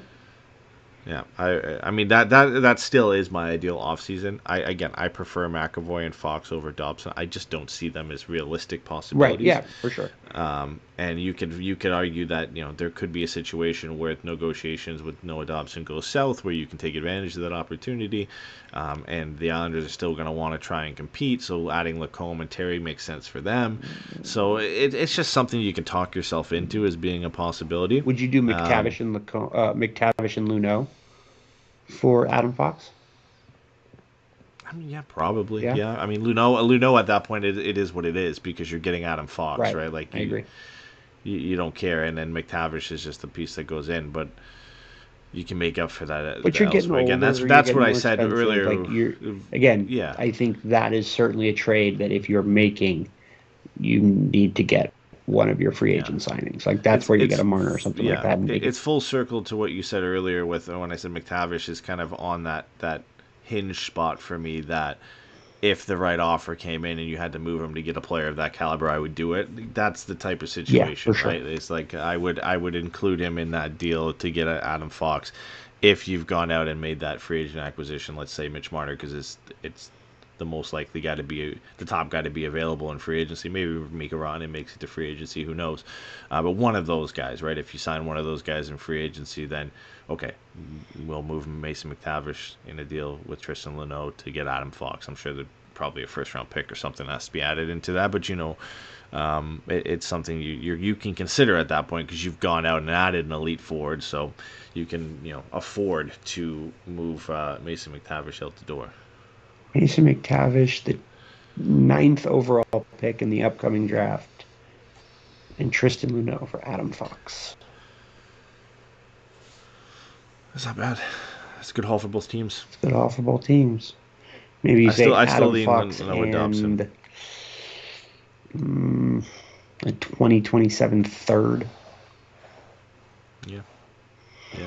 It's interesting. I mean, what an offseason it would be to add Mitch Marner and a top right-handed defenseman. It's very, very optimistic, and I know I probably sound like an idiot discussing it, but that's my dream ideal offseason. And it's hey man, it's good to have dreams. If there's opportunities for it to happen, right? Most other seasons you look at that and say this is a pipe dream, it's not going to happen. But there are significant players hitting free agency. So at a certain point, it's up to these people to make them happen. Yep. Like that is what they get paid to do. And I'm not saying that to be like a dick about it. I mean, like that's literally like that is the value that they bring to the role, is being the ones to go out and make these big moves and things like that and put these teams together. And so at a certain point, Pat Verbeek is going to have to make his mark. And I think this is not the Leo draft and the Seneca draft are a big part of that. 100%. Yeah. But if he doesn't take a big swing, I think that will be a thing that people talk about, is he was afraid to take a big swing early when the Ducks had all the upside and all the assets. Yeah, I mean, listen, these opportunities don't come along often. Like last offseason, the big acquisitions but this is what I'm saying. Marcia Show and Stamkos. These things happen often enough, and people are like, nobody saw this coming. It's like, yeah, because nobody expects these moves because these guys just stop making these moves. Yeah. This is on them to get these things done. Yeah. I just double down. I agree with that wholeheartedly, but I double down when I say there's a clear and obvious opportunity that presents itself, and you're in a position that as long as the player is willing to go there, you are in an ideal position to make that happen and get it done. Mm-hmm. That's when you really should get it done. Like, I understand it's your job to kind of make something out of nothing and make it happen and find a way to make it happen. But there's rarely opportunities where these players come available and are publicly available that you can go out and get them. There could be 2 of them available in free agency this year. Like, you have to take advantage of that. The Ducks have a significant amount of cap space to work with. The contracts that they have long term are decent or if not good. They can afford to bring in a player over $10, $11, $12 million into this organization. They have a good age profile, both at around 27 years old. Like, it just makes sense. If Martin and Mitch Marner hit free agency, if you don't walk out of it with one of them, that's a loss. That's a significant loss, and that's the ones you're going to look back at and say, oh, man, like that's... You got to convince one of these guys to come here. You have to. Yeah. You have to sell them on the big picture. You're the team that is in the best... I would argue the Ducks are in the best situation of anybody to not only afford and pay maybe a little bit above what other teams are going to pay for them, but sell them on... the next 5 years, the upside of this team, right, 100%. and to be the focal point of this team, to be the guy on this team. Like, I see again. The Mitch Marner one just makes a whole bunch of sense for me because of what type of guy he is and what he's looking to do and the reported issues he has with the Toronto market and everything there, and just wanting a little bit of a more quieter, laid back lifestyle. You can sell him on the atmosphere and the environment around the Anaheim and the organization. He can be the guy down here. You'll pay him the money he wants. Everything just kind of feels like it slots into place naturally and nicely there. At the end of the day, if both guys don't want to play in Anaheim and they aren't sold on it, it is what it is. But it's your job, like you said at that point, as a general manager, to get it done and to find a way to make it happen.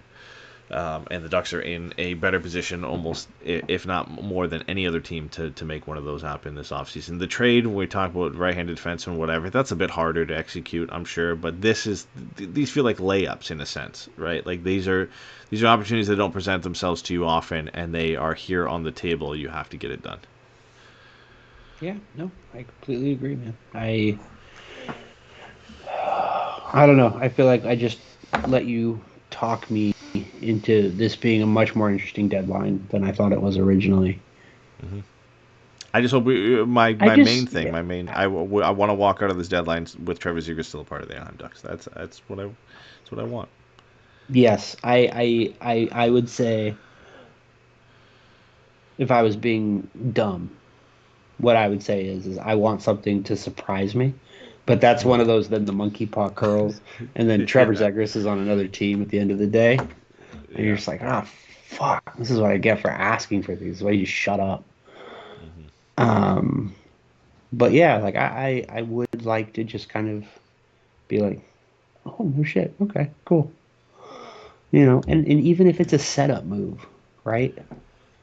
And that Yep. again, here's the thing. To me, trading John Gibson, I'll have that reaction.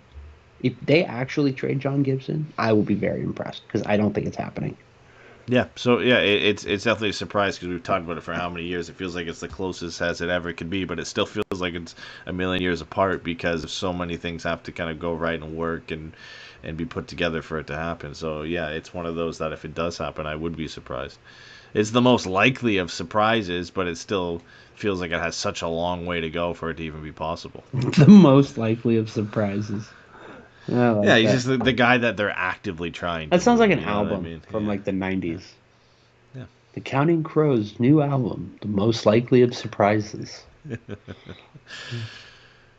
We'll see, man. It'll be an interesting deadline, nonetheless. Just honestly, for me to see what happens with this Mikko Rantanen situation, whether it's Anaheim or not, I'm just really curious to see how this all plays out because it's not something you see often. What would be fucking dope is if they announced a contract extension the morning of the trade deadline. Either Yeah. that or 2 minutes after the deadline ends, in the middle of trades tickling across. They're just like, oh, by the way, 10 teams are in the phone, but the Canes are signed Mikko Rantanen to an 8-year, $14 million contract extension. Yeah, they just cave.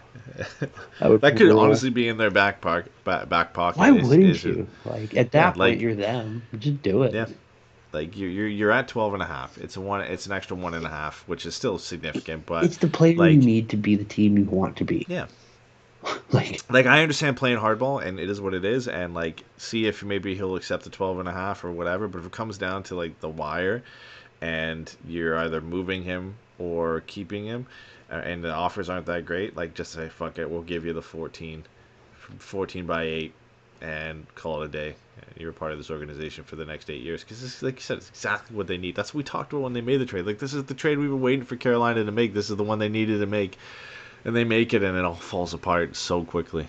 so good. Such a stupid league. Um, yeah, man. It would be cool if he stuck around there. It's like, do you, Carolina Hurricanes organization, want to get Rod Brittamore into the Hall of Fame or not? Like, are you committed to this shit or not? Sign that man to that extension. Win your cup in the next 2 or 3 years. Deal with the problems later. Figure it all out after the fact. And I mean, listen, he'll be good for be good for 6 years at least of that 8-year contract until he's Yeah. 33. Like you'll be fine. Yeah, You'll make it through. 100%. So yeah, There's plenty there. Just get it done. The Pay the cap's guys going money. up. You're going to be able None to of the afford contracts it. on that roster are really bad. Like Svechnikov's No. contract isn't bad. Aho's contract isn't bad. Their The issue is Orlov those contract contracts are sucks, going to but be he up some expires. point soon.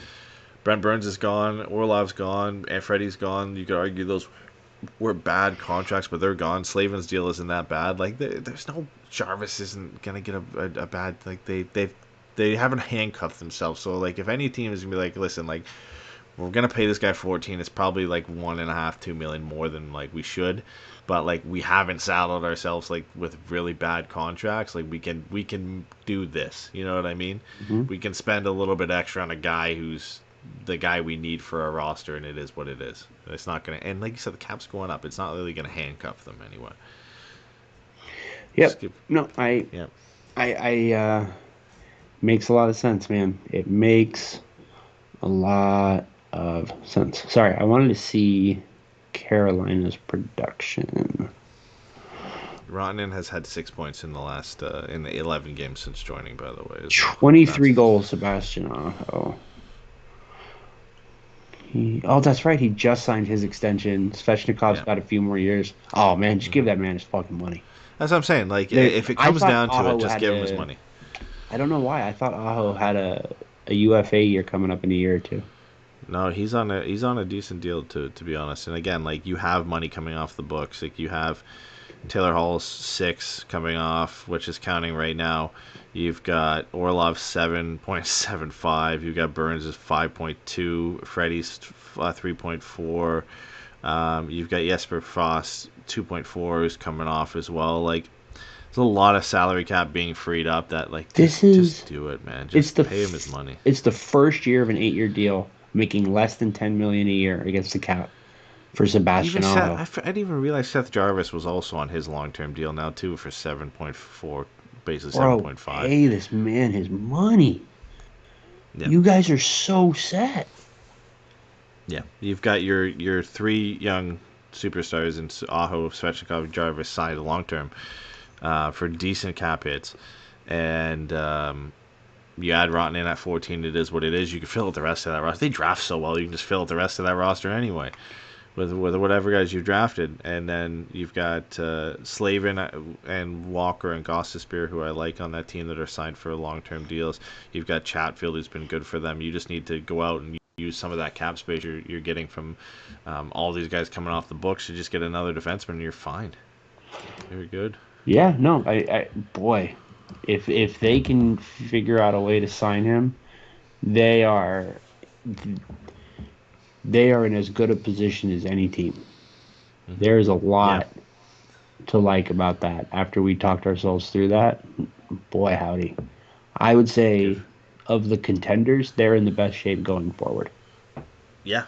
I mean, you could argue there's teams with potentially better rosters, but they'll have cap problems that come along with it. I agree. And there are no cap issues, and the only cap issues, like we just mentioned, that the Hurricanes have are not a problem after this year. Again, Jacob Slavin is getting his big 30-plus legacy contract, and he's not even making 6.4 against the salary. Yeah. He's making 6.395, so it just barely beats it, but the point stands. Yeah, and he's so valuable to that team. If they could get like a younger Brent Burns, like a good right shot offensive defenseman. Who you should go get? Edward. Adam Fox. Well, back to Carolina. Okay, that's really funny. I was going to say they should go trade for they should sign Aaron Ekblad this summer. Yeah, that's not bad either. Yeah, I mean they also have Alexander Nikishin on the way too. Who's they should trade Orlov for Ekblad at the deadline. Yeah, why not? I like that. That would be a good trade, I think. All right, we could be here forever. We are probably pushing 3 hours now. No, there's no way. Closer. Well, we're at. So if you're listening to this, you won't know because I've hopefully edited it in a way that you won't know, but you might know. We had an internet cutout near the end of this where we were supposed to be wrapping up, and then we came back and talked for another 40 minutes, and that one was over 2 hours. So yeah, but like 30 of that was us bullshitting when we first got on the phone. Well, it's still 2 hours and 40 minutes at least. 2 hours and 50 minutes. So Jesus Christ, I did not realize we were that. Oh my God, yeah, it's late as shit here. Yeah. So, anyway, it should be an eventful trade deadline coming up. Yeah. It's fucking. This is common for us. We talked about this earlier. We joked around saying, we'll try and keep it short and be around an hour and a half. Here we are, double that time later. Still bullshitting about Mikko Rantanen after we talked about him for about 20 minutes at 3 different times on tonight's episode. So. But it should be an eventful deadline. Like you said, I do kind of hope for a surprise for the Ducks, but you kind of have that in the back of your mind that you hope that surprise isn't Trevor Zegras, but he's been in the news enough. We'll see. I was literally just about to go down a whole other rabbit hole and keep talking about it, but we got to wrap up. Trade deadline is the 7th. The 7th? Oh, so wow! I thought it thought it was longer than that. So trade deadline is what, this Friday? Friday, I believe. Yeah.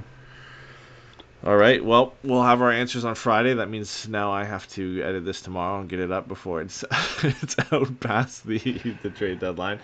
So yeah, hope you guys enjoy it. Ducks play Edmonton tomorrow, I think. As of listening to Yes, this, they at might have 6 already o'clock. played At Edmonton. 6 o'clock local time. You might be listening to this after this, but we'll see. So enjoy the game, enjoy the trade 3 deadline, p.m. and Eastern on Friday. we will be back with a wrap up, maybe as early as this weekend. We'll see how things go. Yeah. If not, then into next week. So within a week from the end of the trade deadline, we'll be back. Certainly, there'll be a little bit more pressure to get back sooner rather than later if something big happens. So we'll be on that, and we will talk to you guys soon. Bye, everybody.